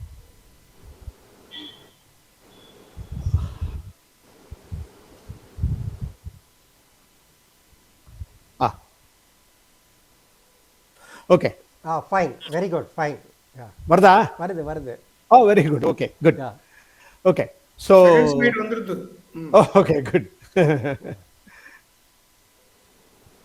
டெக்னாலஜி. ஓகே ஸோ படைப்பு நீலவானம் எல்லாருக்கும் நீங்கள் எல்லாரும் படிச்சிருப்பீங்க. விமான கடத்தலை மையமாக கொண்ட விறுவிறுப்பான நாவல். பேசிக்கலி சில டெரரிஸ்ட் வந்து பைலட் மாதிரி டிஸ்கைஸ் பண்ணிட்டு அந்த வேடத்தில் விமானத்துக்குள்ளே நுழைஞ்சிடுறாங்க. இப்போதைக்கு விமானம் வந்து சென்னை ஏர்போர்ட்டில் தரையில் தான் இருக்குது. ஒரே ஒரு பயணி மட்டும் ஏற விட்டுட்டு மற்றவங்கள ஏற விடாமல் பறக்கிறதுக்கு முன்னாடியே அதை கடத்தி அந்த பேலேருந்து வெளியில் எடுத்துன்னு போய் அந்த பெட்ரோல் டேங்க்ஸ்லாம் இருக்கிற இடத்து பக்கத்தில் கொண்டு போய் நிறுத்திடுறாங்க. அண்ட் அங்கேருந்து இந்தியன் கவர்மெண்ட்டுக்கு எச்சரிக்கை விடுறாங்க. ஸோ இந்தியன் கவர்மெண்ட்டை பொறுத்த வரைக்கும் இந்த கடத்தலை வந்து எந்த சேதாரமும் இல்லாமல் அரசு தரப்பில் எப்படிலாம் முயற்சிகள் எடுக்கிறாங்கங்கிறத அவ்வளோ ஃபாஸ்ட்டாக அவ்வளோ எஃபெக்டிவாக இந்த நாவலில் ரமணன் சொல்லியிருக்கார். பாதுகாப்பு வளையங்களை தாண்டி அரசோட ரூல்ஸு ப்ரோட்டோகால், அதை தவிர பாலிட்டிக்ஸு, மீடியா எல்லாத்தையும் ஒரு மாதிரி ஒரு பேலன்ஸில் வச்சு இந்த டிசிஷனை கரெக்டாக எடுக்கணும், அந்த பிளேனை காப்பாற்றணும், சேதாரம் இல்லாமல் இது பண்ணணுங்கிறது. ஸோ இது ஒரு துப்பறியும் நாவலா மர்ம நாவலா? ரெண்டுமே இல்லை. சில உண்மைகளை வைத்து எழுதப்பட்ட த்ரில்லர் நாவல் அப்படின்னு தான் நான் இதை வந்து அந்த ஜானரில் தான் நான் இதை போடுவேன். அண்ட் த்ரில்லர்னா சாதாரண த்ரில்லரில் ரியல் குட் கிரேட் த்ரில்லர். இப்போ இதை பார்க்கலாம். இந்த லைனை நான் படிக்கிறேன். அஃப்கோர்ஸ் உங்களுக்கு எல்லாமும் தெரியும், நான் படிக்கிறேன். Colt .45 revolver consisting essentially of a metal tube from which a missile or projectile is shot by the force of exploding gunpowder or some other problem. கதை மாதிரியே இல்லை. ஆனால் இப்படிதான் இந்த When 8 Bells Tallங்கிற அலிஸ்டர் மெக்லைனோட கதை ஆரம்பிக்கும். அது ஆரம்பிச்சு அந்த கன்னை எலாபரேட்டா டிஸ்கிரைப் பண்ணிட்டு அந்த அந்த ஆர்மி கோல்ட் பீஸ் மேக்கர் துப்பாக்கியோட இருண்ட வாய் என்னை நோக்கி அசையாமல் பார்த்து கொண்டிருந்தது அப்படின்னு அந்த ஹீரோ சொல்றது தான் முதல் சீனே அந்த கதையில ஆரம்பிக்கும். இது சப்சிக்வெண்டா சினிமாவும் வந்தது. ஆண்டனி ஹாப்கின்ஸ் வந்து அந்த ஹீரோ பிலிப் கால்வர்ட்னு ஒரு சீக்ரெட் சர்வீஸ் ஏஜென்ட்டா ஆக்ட் பண்ணார். ஒரு 5 ஷிப்பில் வந்து ஏகப்பட்ட கோல்டு ஜுவல்லரி எல்லாம் போகிறது வந்து ஐரிஷ் சீ கோஸ்ட்லேருந்து அதை கடத்தி எடுத்துன்னு போகிறாங்க. அதை எப்படியாவது திருப்பி கொண்டு வரணும்னு பார்க்கறதுக்கு கொண்டு வர அந்த அட்வென்ச்சர் தான் அந்த மொத்தமான கதையும் அந்த சினிமாவும். இதில் வந்து ஆக்சுவலாக வந்து இவர் வந்து இந்த ஆண்டனி ஹாப்கின்ஸ் இவங்க என்ன பண்ணுவாங்க, ஆல்ரெடி பிரிட்டிஷ் இந்த மாதிரி ஒன்று கடத்த போகிறதுங்கிற மெசேஜை வச்சுட்டு இவங்க வந்து ஏற்கனவே ஒரு ரகசிய ஏஜென்ட் ஒருத்தனை வந்து ஒரு கவர்த்தை அந்த ஷிப்லேயே அமைச்சிருப்பாங்க. அவன் ஏதோ ஒரு ஒரு ஷிப் க்ரூ ஆட்டமாக அவன் போயிருப்பாங்க. ஆனால் இந்த ஷிப்பு கடத்தின அப்புறத்துலேருந்து அவங்ககிட்ட இந்த எந்த மெசேஜுமே வராது. இதனால பிரிட்டிஷ் MI6 வந்து என்னடா அது நம்ம அமைச்சிருக்கோம், இவன் வரலையே, எப்படி ட்ராக் பண்ணுறதுன்னு யோசிச்சுட்டு இருக்கும்போதுக்காக தான் ஹீரோவை அனுப்புவாங்க. ஆண்டனி ஹாப்கின்ஸை வந்து அந்த பிலிப் கால்வர்ட்ங்கிற நேம் அவனை வந்து ஒரு மரைன் பயாலஜிஸ்ட்டாக அவனை வந்து டிஸ்கைஸ் பண்ணி அதுக்கேற்ற மாதிரி ரெக்கார்ட் கிரியேட் பண்ணி அவனை ஒரு இன்ஃப்ளேட்டபிள் போட்டில் அதுக்கிட்ட அமுச்சு அதை ரிசர்ச் பண்ணுற மாதிரி அமுச்சு இவன் ரகசியமாக அந்த கப்பலுக்குள்ளே நுழைஞ்சிடுவான். முதல்ல நம்ம சீக்ரெட் ஏஜென்ட் யார் கவர்ட்டாக இருக்கிறவன் யாருன்னு கண்டுபிடிக்கிறதுக்காக அவன் தேடி உள்ளே போகும்போது அந்த ரூமில் அந்த சீக்ரெட் ஏஜென்ட் வந்து இவனை பார்த்து கன்னை வச்சுட்டு இருப்பான். பட் உள்ளே போய் பார்த்தா ஆக்சுவலாக அவன் செத்து கிடப்பான். அதாவது இது எதுக்கு சொல்ல வரேன் அப்படின்னா, ஒரு துப்பாக்கியோட சமாச்சாரங்களை விலாவரியாக எக்ஸ்பிளைன் பண்ணி அதன் மூலம் கரையை அறிமுகம் செய்கிற அபாரமான ஆக்ஷன் கதை இது. இதை ஏன் நான் சொல்கிறேன், நீலவானமும் இதை மாதிரி தான். மெட்ராஸ் ஏர்போர்ட் அத்தாரிட்டி, பேனா என்ன, கண்ட்ரோல் டவர் பற்றிய டீட்டெயில்ஸு, ஈவன் பேசஞ்சர்ஸுக்கு வந்து பிளேனில் நம்ம பாட்டுக்கு போய் ஆர்டர் பண்ணி சாப்பிட்டுடுறோம், அந்த உணவு எப்படி வருது, அது எப்படி ஏற்றுறாங்கங்கிற details, even boarding pass distribute கொடுக்குற ஒரு மெத்தடு, ஏரோ பிரிட்ஜோட டெக்னிக்காலிட்டிஸு, ஆஃபீஸர்ஸ் என்ன செய்யலாம் என்ன சொல்லக்கூடாது, அதே மாதிரி ஏர்போர்ட் அத்தாரிட்டிஸ் எந்தெந்த ரூல்ஸ் படி they can issue orders, they cannot issue orders, இந்த அளவுக்கு விவரங்களை வந்து அபாரமாக வந்து ரமணன் இந்த புத்தகத்தில் கொடுத்துருக்காரு. ஆனால் இந்த மாதிரியான கடினமான தொழில் விஷயங்கள் தேவையா அப்படின்னு நீங்கள் நினைக்கிற ஆளா நீங்கள்? இந்த கதையை பற்றி ஒரு விமர்சனம் வந்தது. எங்கே என்ன ஏது யாருங்கிற விவரங்கள்லாம் இப்போ வேண்டாம். அதுல சில வார்த்தைகள் வருது. அந்த வார்த்தைகள் இந்த கதையை பத்தி பேசுறதுக்கு எனக்கு யூஸ்ஃபுல்லா இருக்குன்னு தோணுறதுனால நான் அதை எடுத்துட்டு இருக்கேன்.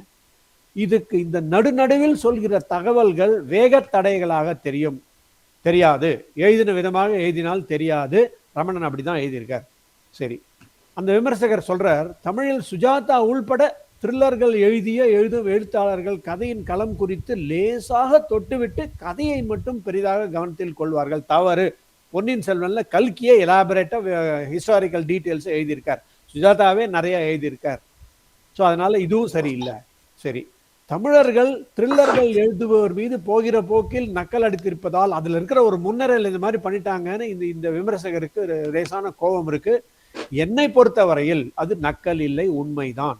அந்த விமர்சகரே என்ன சொல்றார், டீட்டெயில்டா எழுதியிருக்கிற நாவல்கள் 50 நாவல்கள் என்னால் சொல்ல முடியும். இங்க தமிழ்ல மொத்தமே 50 நாவல்கள் தான் அப்படி சொல்ல முடியும் அப்படின்னா, தமிழில் த்ரில்லர்கள் எழுதுகிற மெஜாரிட்டி ஆனவர்கள் போகிற போக்கில் தான் அப்படிங்கிறது தான் கரெக்ட். ஆனா அந்த சமயத்துல அவர் அதற்காக இங்கே எழுதுபவர்கள் களம் பற்றி முழுமையாக படிக்காமல் தகவல்கள் திரட்டாமல் எழுதுவதில்லை அப்படின்னு அவர் சொல்றார். என்னை பொறுத்த வரைக்கும் நான் அதை ஒத்துக்கல. சாரி, நிறைய பேர் விவரம் இல்லாமல் தான் எழுதுகிறார்கள். இன்ஃபேக்ட் சமீபத்தில் நான் ஒரு ஷார்ட் ஸ்டோரி ஒன்று படித்தேன். அந்த ஷார்ட் ஸ்டோரியில சார்ட்டர்ட் அக்கௌண்டன்ட் ஃபேர்மை பற்றி எழுதுறாரு. அந்த சார்ட்டர்ட் அக்கௌண்டன்ட் ஃபேர்மை பற்றி எழுதும்போது முதல்ல மேனேஜிங் டைரக்டருங்கிறார். சார்ட்டர்ட் அக்கௌண்ட் ஃபேர்மில் மேனேஜிங் டைரக்டர் கிடையாது. ரெண்டாவது, அந்த ஃபேர்முக்கு புதிதாக எம்ப்ளாய் பண்ணுகிற சிஇஓ என்கிறார். சார்ட்டர்ட் அக்கௌண்டன்ட் ஃபேர்மில் சிஇஓ கிடையாது. இது மாதிரி பேசிக்காவே எதை பற்றியும் தெரியாம கதையை எழுதின்னு போறாங்க அப்படின்னா அது நான் ஒரு பெரிய தவறா சொல்ல, ஆனால் அது நடக்கிறது என்று சொல்கிறேன். ஆனால் ரமணன் அது எதையும் செய்யாமல் இந்த நாவல் எழுதியிருக்கிறார் என்பதுதான் இங்க முக்கியமான விஷயம். ஸோ இந்த நிலவானம் தனித்துவம் பெறுகிறது. சரி, பேக் அகெயின்.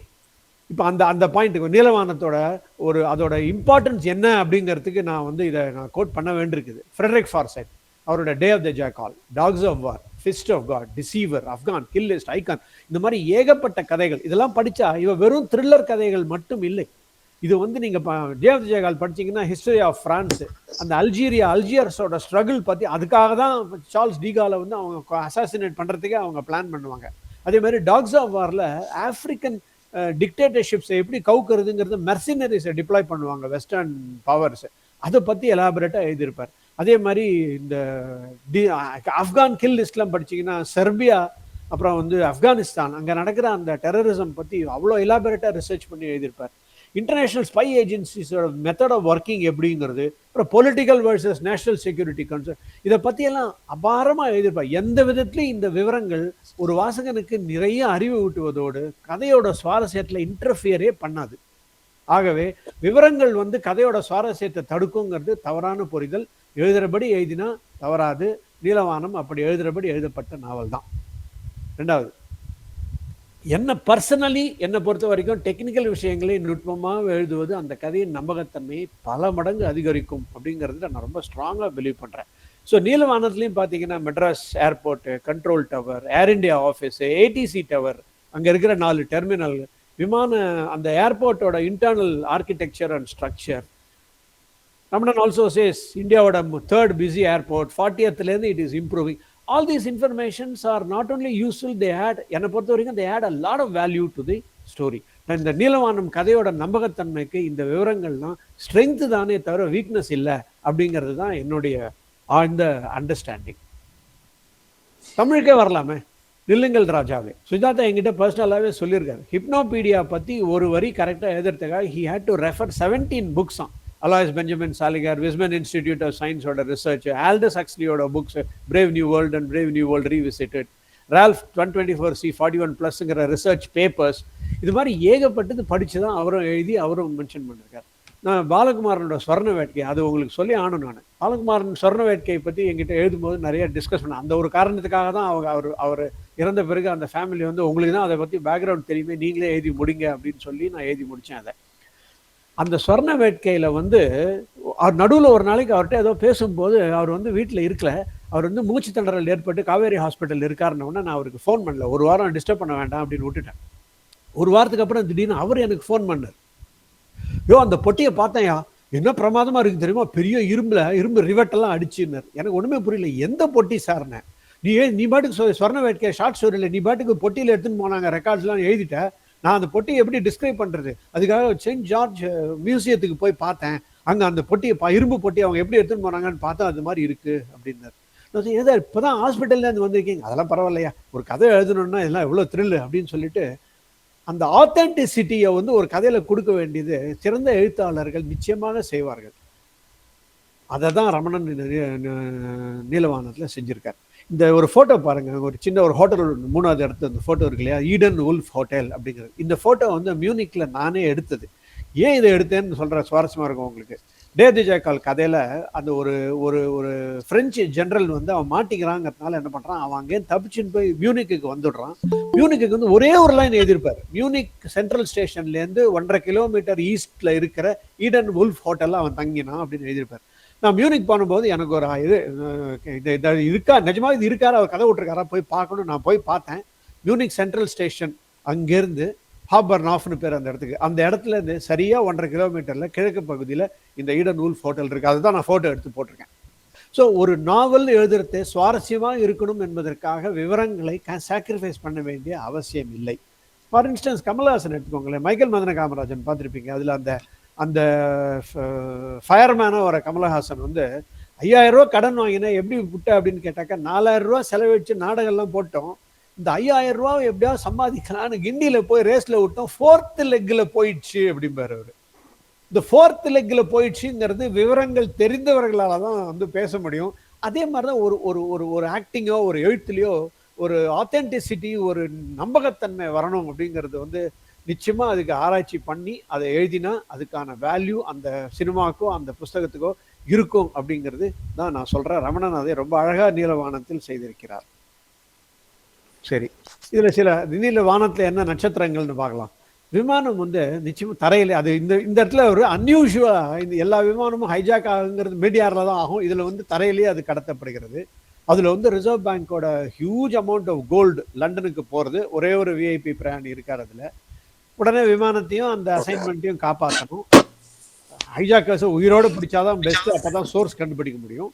டிமாண்ட் என்னவா இருந்தாலும் அதை ஏற்றுக்கொள்ளாமல் சமாளிக்கணும். இதுதான் இந்த நாவலோட மையம். இதை எப்படி செஞ்சுறாங்க அப்படிங்கிறது நான் ஆப்வியஸ்லி நான் இப்போ சொல்ல போறது இல்லை, நீங்க அதை படிச்சாதான் தெரியும். அருமையான சின்ன புஸ்தகம் தான், ரொம்ப சுவாரஸ்யமா கீழே வைக்காம அதை படிச்சுன்னு போக முடியும். இந்த கதையில வர கேரக்டர்ஸ் நேம்ஸ் எல்லாம் பாருங்க. Bandopadhyaya, Vikram Singh, Sumita Sharma, Nambiar, Thangamani, Natarajan, captain Menon, Kuldeep Singh, Mishra, captain Gupta, Manoj Pandey, Somasekhar Rao. இது எல்லாம் இடத்துக்கும் வேலைக்கும் ஏற்ற மாதிரி ரொம்ப natural. Lots of north Indian, east Indians எல்லாம் நம்ம இந்தியன் கவர்மெண்ட்ல வேலை செய்யறாங்க. அதுவும் especially airport authority of India, Madras airport, Delhi, எல்லா இடத்துலையும் வேலை செய்யறாங்க. அது எல்லாத்தையும் அவ்வளோ அழகா ரமணனோட பறந்துபட்ட நாலேஜ்னாலையும் அவரோட டிராவல்னாலையும் அந்த காஸ்மோபாலிட்டானிசம் அதில் வந்து நாவலில் ரொம்ப அழகாக ரிஃப்ளெக்ட் ஆயிருக்குங்கிறத நான் நினைக்கிறேன். அதே மாதிரி இந்த அண்டர் எக்ஸ்ட்ரீம் ப்ரெஷர் ஒவ்வொரு கதாபாத்திரமும் இதில் வந்து செயல்பட வேண்டிய தளம் வந்து ரொம்ப pressure, high pressure situation. Because பிளேனை கடத்தி வச்சிருக்காங்க, பெட்ரோல் டேங்க் பக்கத்தில் வச்சிருக்காங்க, எப்போ வேணா வெடிக்கும்.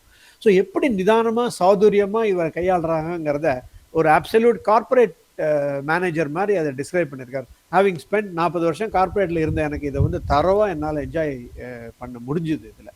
அண்ட் ரெண்டாவது கடைசியா இதுல வந்து இந்த லேட்டஸ்ட் டெக்னாலஜி ஆஃப் ஆர்டிஃபிஷியல் இன்டெலிஜென்ஸையும் கொண்டு வந்து இந்த கதையை ஒரு அப்சல்யூட் பியூட்டிஃபுல் கிளைமேக்ஸ்ல கொண்டு போய் ரமணன் முடிக்கிறது வந்து ஒரு மிக மிக ரசிக்கக்கூடிய ஒரு விஷயமா நான் நினைக்கிறேன். இது பார்த்தீங்கன்னா ரொம்ப விறுவிறுப்பான கதை. நான் சொன்ன மாதிரி அத்தென்டிக் இன்ஃபர்மேஷன். கதையோட அட்மாஸ்பியர் என்னன்னு பார்த்தீங்கன்னா Madras airport, air India, reserve bank, air traffic control, அதே மாதிரி ஹைஜாக்கர்ஸோட நெகோசியேஷன், அதுக்கு அடாப்ட் பண்ண வேண்டிய மெத்தட், இது எல்லாத்தையும் நம்ம படிச்சு போய் அந்த கதையை கடைசியில் முடிச்சப்புறம் தான் ஐயோ இவ்வளோ நாள் நம்ம மூச்சே விடலையே அப்படிங்கிற யோசிக்கிற அளவுக்கு விறுவிறுப்பாக போகக்கூடிய கதை. இதில் இன்னொரு இன்ட்ரெஸ்டிங் ஆஸ்பெக்ட் நான் பார்த்தது வந்து சில விஷயங்கள்லாம் இந்த இங்கிலீஷ் நாவல்ஸ்லாம் பார்க்கலாம், நீங்கள் டைரெக்டாக விஷயத்தை சொல்ல மாட்டாங்க. ஃபார் இன்ஸ்டன்ஸ் MI6ஓட ஆஃபீஸ் சொல்லும்போது ஹெட் குவார்ட்டர்ஸ் ஆஃப் MI6ன்னு எழுதுறத விட லண்டனில் இருக்கிற Vauxhall Cross, Century House, Thames House அப்படின்னா ரெகுலராக படிக்கிறவங்களுக்கு தெரியும் இது வந்து MI6 சீக்ரெட் இன்டெலிஜென்ஸ் சர்வீசஸோட ஹெட் குவார்ட்டர்ஸ்னு. அதே மாதிரி அமெரிக்காவில் வரும்போது Washington Edgar Hoover building in Pennsylvania அவென்யூமாங்க, அது வந்து எஃபிஐயோட ஆஃபீஸ். பென்டகன் அப்படின்னா அது வந்து சிஐயோட ஆஃபீஸ். அதே மாதிரி இந்த நீலவானம் நீங்க படிச்சீங்கன்னா அப்புறம் உங்களுக்கு ராவோட ஆஃபீஸ்ன்னு சொல்லவே வேண்டாம். சிஜிஓ காம்ப்ளெக்ஸ் லோதி ரோடுன்னு சொன்னாலே அது ராவோட ஹெட் குவார்ட்டர்ஸுங்கிறது தெரிகிற அளவுக்கு இந்த நாவலில் இருந்து அதை ரமணன் வந்து அதை எஸ்டாப்ளிஷ் பண்ணிட்டார் அதில். ஸோ கதை ரொம்ப ஃபாஸ்ட்டாக போகிறது. ஸோ இதனால இதில் என்ன ஆகிடுறதுன்னா, இவ்வளோ கேரக்டர்ஸ் இருந்தாலும் ஒவ்வொரு கேரக்டரும் யாரு என்ன ஏதுங்கிறத வந்து இலாபரேட்டாக இந்த கதையில் வந்து ஜஸ்டிஃபை பண்ண முடியாது. ஒவ்வொரு கேரக்டரும் வந்து அந்த ரோல் பண்ணிட்டு போயிட்டே இருக்காங்க. இதில் ஹீரோ ஹீரோயினே கிடையாது, சம்பவங்கள் தான் இதில் ஹீரோ ஹீரோயின் எல்லாமே. ஸோ இந்த மாதிரியான கேப்பபிலிட்டியை காமிச்ச ரமணன் வந்து டெஃபினட்டாக அவர் அடுத்த ஆக்ஷன் கதை இதே மாதிரி எழுதியாகணும். அது மினிமம் 300 பக்கத்துக்காக எழுதியாகணும். எழுதினாதான் நமக்கு தமிழில் ஒரு ஃப்ரெட்ரிக் ஃபார்செட் கிடைக்கும். அந்த வரிசையில் நீலவானம் நிச்சயமாக வச்சே ஆகணும் அப்படிங்கிறது என்னுடைய இது. இறுதியாக ஒன்று சொல்லிடுறேன். இந்த நாவலோட ஒரு அப்சல்யூட் வார்த்தைகள் என்னன்னா, நீங்கள் பேசுவதை அமிதாப் பச்சன் வாய்ஸில் கேட்க முடியும்னு ஒரு லைன் நான் எழுதியிருப்பேன். அந்த லைனோட இம்பார்ட்டன்ஸ் என்னங்கிறதுக்கு சில எக்ஸாம்பிள் நான் கொடுத்துட்டு இதை முடிக்கிறேன். டேவ் தி ஜாக்கால்ல ஃப்ரெட்ரிக் ஃபார்செட் எழுதியிருப்பார் இந்த லைன். எப்போ வருவது? I tapped all your phones gentleman அப்படிங்கிற ஒரு வார்த்தை ரொம்ப முக்கியமான வார்த்தை. பிரெஞ்சு இன்டீரியர் மினிஸ்ட்ரியில் அந்த ஜாக்கால் யாரு அப்படின்னு தேடுறதுக்காக எவ்ரிடே ஒரு top most officials and ministers அதில் சேர்ந்து எவ்ரிடே ரிவ்யூ பண்ணுவாங்க. எவ்ரிடே ரிவ்யூ பண்ணிட்டு இருக்கும்போது தான் அந்த இன்ஸ்பெக்டர் கிளாட் லிபல்ங்கிறவர் வந்து அதை வந்து இன்வெஸ்டிகேட் பண்ணிட்டு இருப்பார். ஒரு ஸ்டேஜில் ஒரு மீட்டிங்கில் வரும்போது அவர் சொல்லிடுவார், நம்ம என்னெல்லாம் பண்ணுறோங்கிறது வந்து அந்த ஜாக்காலுக்கு கரெக்டாக தெரிஞ்சுடுறது அப்படிமா. எப்படி தெரியறது அப்படின்னு கேட்டால், இங்கேருந்து லீக் ஆகுதுன்னு வர. இங்கேருந்து லீக் ஆகிறதா யார் லீக் பண்ணுறா அப்படிங்கிற போது அவர் சொல்லிடுவார். அந்த மினிஸ்ட்ரி ஆஃப் இன்டீரியர் வந்து அவர் வந்து வீட்டில் ஒரு கான்குபைன் வச்சுருக்கார். ஆக்சுவலாக அந்த லேடி வந்து is a informant for jackal. நான் எப்படி நீ கண்டுபிடிச்சேன்னா, அந்த ஃபோனை டேப் பண்ணியிருப்பார். அவர் ஃபோனை டேப் பண்ணி அதை கண்டுபிடிச்சிருவா. அதை ஃபோனை ரெக்கார்ட் பண்ணார். மினிஸ்டர் ரிசைன் பண்ணிவிடுவோம், அது வேற. அவர் போன அப்புறம் அந்த சீஃப் கேட்பாரு, அவர் ஃபோனை மட்டும் டேப் பண்ணணும்னு உனக்கு எப்படி தெரிஞ்சுது அப்படின்னு கேட்கறதுக்கு ஒரு பதில் சொல்லுவார். I tapped all your phone gentleman அப்படின்பாரு. எல்லாத்தையுமே அவர் டேப் பண்ணி வச்சிருப்பாரு. 7 மினிட்ஸ்ங்கிற ஒரு கதை. சார் அழகு சார், நான் டயத்துக்குள்ளே இருக்கேனா? பரவாயில்ல, முடிச்சிடலாமா? யா. அந்த 7 மினிட்ஸ்ல அப்படிதான் இர்விங் வாலஸ் கதை. அந்த 7 மினிட்ஸ்ங்கிறது கொஞ்சம் விரசமான அந்த ஆண் பெண்ணின் அந்த அந்தரங்கமான 7 நிமிஷத்தை பற்றி ஒரு 700 பக்க நாவல் அது. பட் ஆனால் அந்த நாவல் வந்து அந்த மாதிரியான நாவல் இல்லை, அருமையான நாவல். அதில் வந்து அந்த நாவல் எழுதின ஜே ஜாட்வேங்கிற ஆத்தர் வந்து அந்த நாவல் வந்து ரொம்ப ஆபாசமான நாவல்னு கவர்மெண்ட்ல அதை வந்து தடை பண்ணுவாங்க. இது வந்து ஃப்ரீடம் ஆஃப் எக்ஸ்பிரஷனுக்கு எதிரானதுன்னு சொல்லிட்டு ஒரு லாயர் ஒருத்தர் வந்து அதை எதிர்த்து போராடுவார். அந்த போராட்டம் தான் கடைசி வரைக்கும். இந்த போராட்டத்துக்கு உதவி பண்றவர் வந்து ஒரு நிறைய பேர் உதவி பண்ணுவாங்க. அதில் ஒருத்தர் வந்து ஒரு பெரிய கிறிஸ்டியன் இன்ஸ்டிடியூஷனை தலைமை தாங்குற ஒரு கிறிஸ்டியன் ஃபாதர் ஒருத்தர். அவரே வந்து இந்த நாவல் வந்து வல்கரான நாவல் இல்லை, இந்த ஆத்தர் வந்து இது ஒரு உன்னதமான அனுபவத்தை தான் அதில் எழுதியிருக்காரு அவரு. அப்படிங்கிற போது இந்த ப்ராசிக்யூஷன்லாம் சொல்லுவாங்க, அது எப்படி உன்னதமான அனுபவம்லாம் சொல்ல முடியும்? அது அந்த ஆத்தரே வந்து சொல்லி தன்னுடைய பேக்ரவுண்டை எக்ஸ்பிளைன் பண்ணாதான் இது புரிஞ்சுக்க முடியுமே தவிர நீங்கள்லாம் அதை சொல்லக்கூடாது. அப்படிங்கிற போது கடைசி சர்ச் அந்த ஆத்தருக்கு தேடுவாங்க, எல்லா இடத்துலையும் கிடைக்கவே கிடைக்காது. கடைசியில வேற எல்லா டோரும் மூடி அந்த புஸ்தகத்தை பேன் பண்ண போறாங்கிறது வரும்போது அந்த கிறிஸ்டியன் ஃபாதர் வந்து கடைசியில சொல்லுவார், ஐ ஆம் ஜே ஜாட்வே. அவர் தான் அந்த கதையை எழுதினவருங்கிறது கடைசியில 600வது பக்கத்துல தான் வெளிவரும். அது வரைக்கும் ஒரு எக்ஸ்ப்ளோசிவாக எழுதப்பட்ட அந்த நாவல். ஸோ இந்த ஐ ஆம் ஜே ஜாட்வே அப்படிங்கிற அந்த வார்த்தை வந்து முக்கியமான வார்த்தை அதுல. அதே மாதிரி இந்த அப்பாயின்மெண்ட்ங்கிற ஒரு கதை, ஜான் ஓஹாராங்கிறவர் எழுதின கதை வந்து ஈராக்ல நடக்கிற ஒரு கதை. ஒரு நாள் மதியத்துல ஒரு பணக்காரருடைய வேலைக்காரனை வந்து கடைக்கு அனுப்புவார், நீ போய் ஏதோ வாங்கிட்டு வாங்க. அவன் கடைக்கு போயிட்டு 10 நிமிஷத்துல வேகமா திருப்பி ஓடி வந்துருவான். என்னன்னு கேட்டா, சார் நான் வந்து ஏஞ்சல் ஆஃப் டெத்தை நான் வந்து பார்த்தேன் மார்க்கெட்ல, நான் இங்க இருக்க விரும்பல, என்னை கொல்லவத்துக்கு வந்துருவாவோ, நான் போறேன் அப்படிம்பாங்க. இவன் சொன்னா, என்னடா ஏஞ்சல் ஆஃப் டெத்துன்னு ஏதோ பொளர்ற, என்ன நினைச்சுன்னு? இல்ல நான் பார்த்தேன் மார்க்கெட்ல கருப்பு ட்ரெஸ் போட்டுட்டு இருக்கான், என்னை பார்த்து வான்னு கூப்பிட்டா நான் வந்து ஓடி வந்துட்டேன்.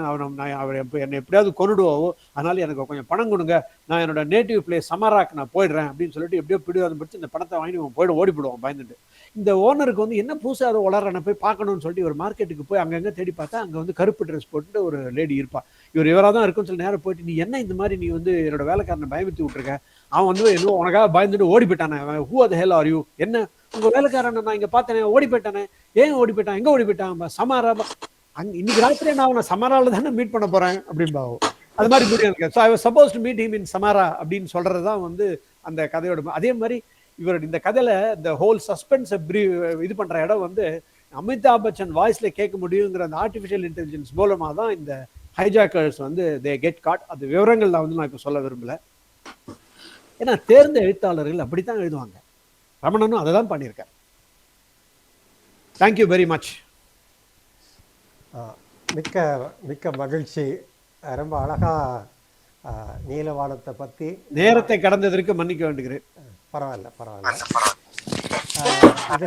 இதில் ஒரு குறிப்பிடத்தக்க அம்சம் என்னன்னா, ரமணன் அவர்கள் எப்படி அந்த நாவலிலே பல குறிப்புகளையும் தந்திருக்கிறாரோ, அதே போல் விமர்சனத்திலும் நம்ம ரகுநாதன் அவர்கள் ஒரு நீலவானம் அல்ல, பல நீலவானங்களை இங்கு பறக்க விட்டார். மிகவும் சிறப்பாக இருந்தது, அருமையாக இருந்தது. நன்றி.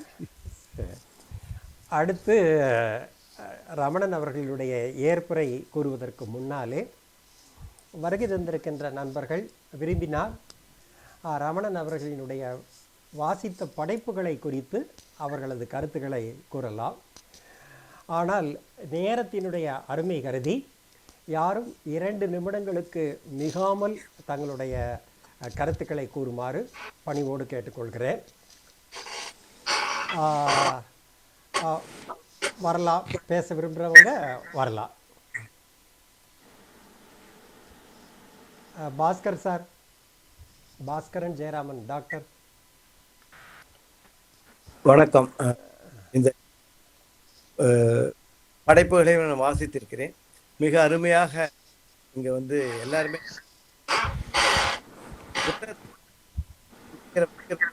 இருந்து. டாக்டர் உங்க ஸ்பீச் கிளியரா இல்ல. அப்படியா? இங்க இப்ப பெட்டரா இருக்கு. இப்ப பெட்டரா இருக்கு. இப்ப சரியா? சரியா இருக்கு. இப்ப சரியா இருக்கு. முதல்ல வந்து பேசிய நம்முடைய இந்திரன் சுரேஷ் வந்து ரொம்ப அழகா சொன்னார். அவர் வருத்தப்படுவார் ஒரு இடத்துல, மகாகுர்க ஹீச்சல் அப்படின்னு பகுதிகள் அந்த மாதிரி இடத்துல சீன நேபாள எல்லை கோடு தான் அந்த எவரெஸ்ட்ல போறதுக்கு தான் கொடுத்துட்டு, இங்க 20 ஆண்டுகள் வேலை செய்து உழைத்த லாம்டனுக்கு இங்க இருக்கக்கூடிய மரியாதையை பற்றி வருந்துகிறேன் அப்படின்னு ரமணன் எழுதிட்டு, அவருடைய கல்லறை 50 மைல் தொலைவில் உள்ள ஹன்ஸ்காட் என்ற கிராமத்தில் கேட்பாரற்று கிடக்கிறதுங்கிற வருத்தத்தோடு எழுதியிருப்பார். அது வந்து அந்த கதையை, அந்த கட்டுரை புத்தகத்தை படிச்சுட்டு ஒரு தேர்ந்த நாவலை போல இருந்தது. எம்எஸ் பத்தி எழுதின புக்கு, அதை பத்தி நம்ம சொல்லவே வேண்டாம். நிறைய விஷயங்கள் புதுசு புதுசா நம்ம அது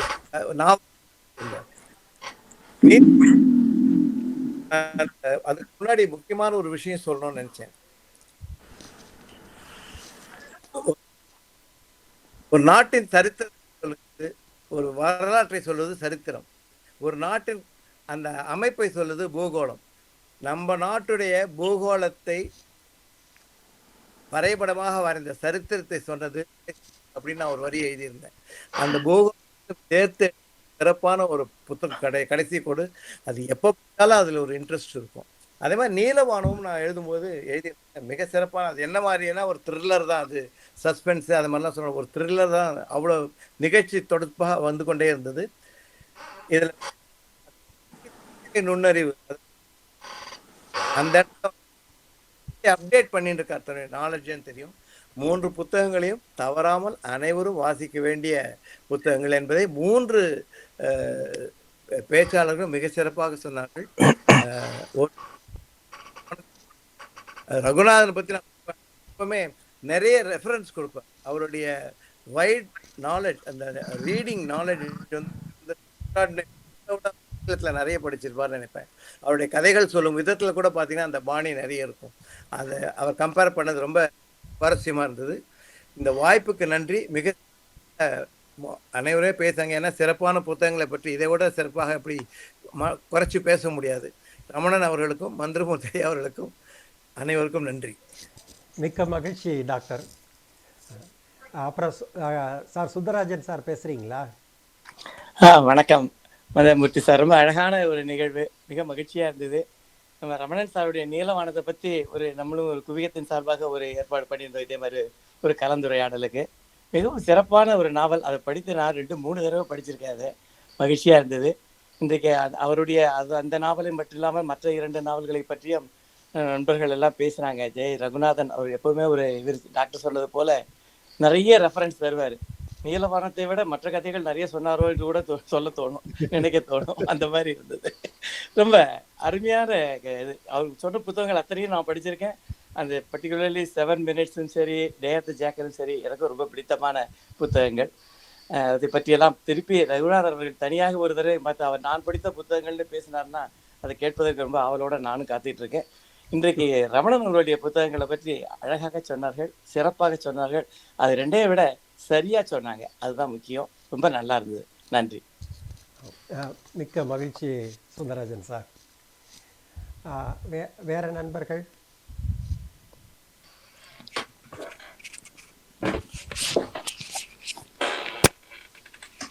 சரி, அடுத்து அப்போ ஏற்புரைக்கு போயிடலாம். நேரம் கடந்துட்டுருக்கு. ஏற்புரை தர வருமாறு எழுத்தாளர் ரமணன் அவர்களை அழைக்கிறேன்.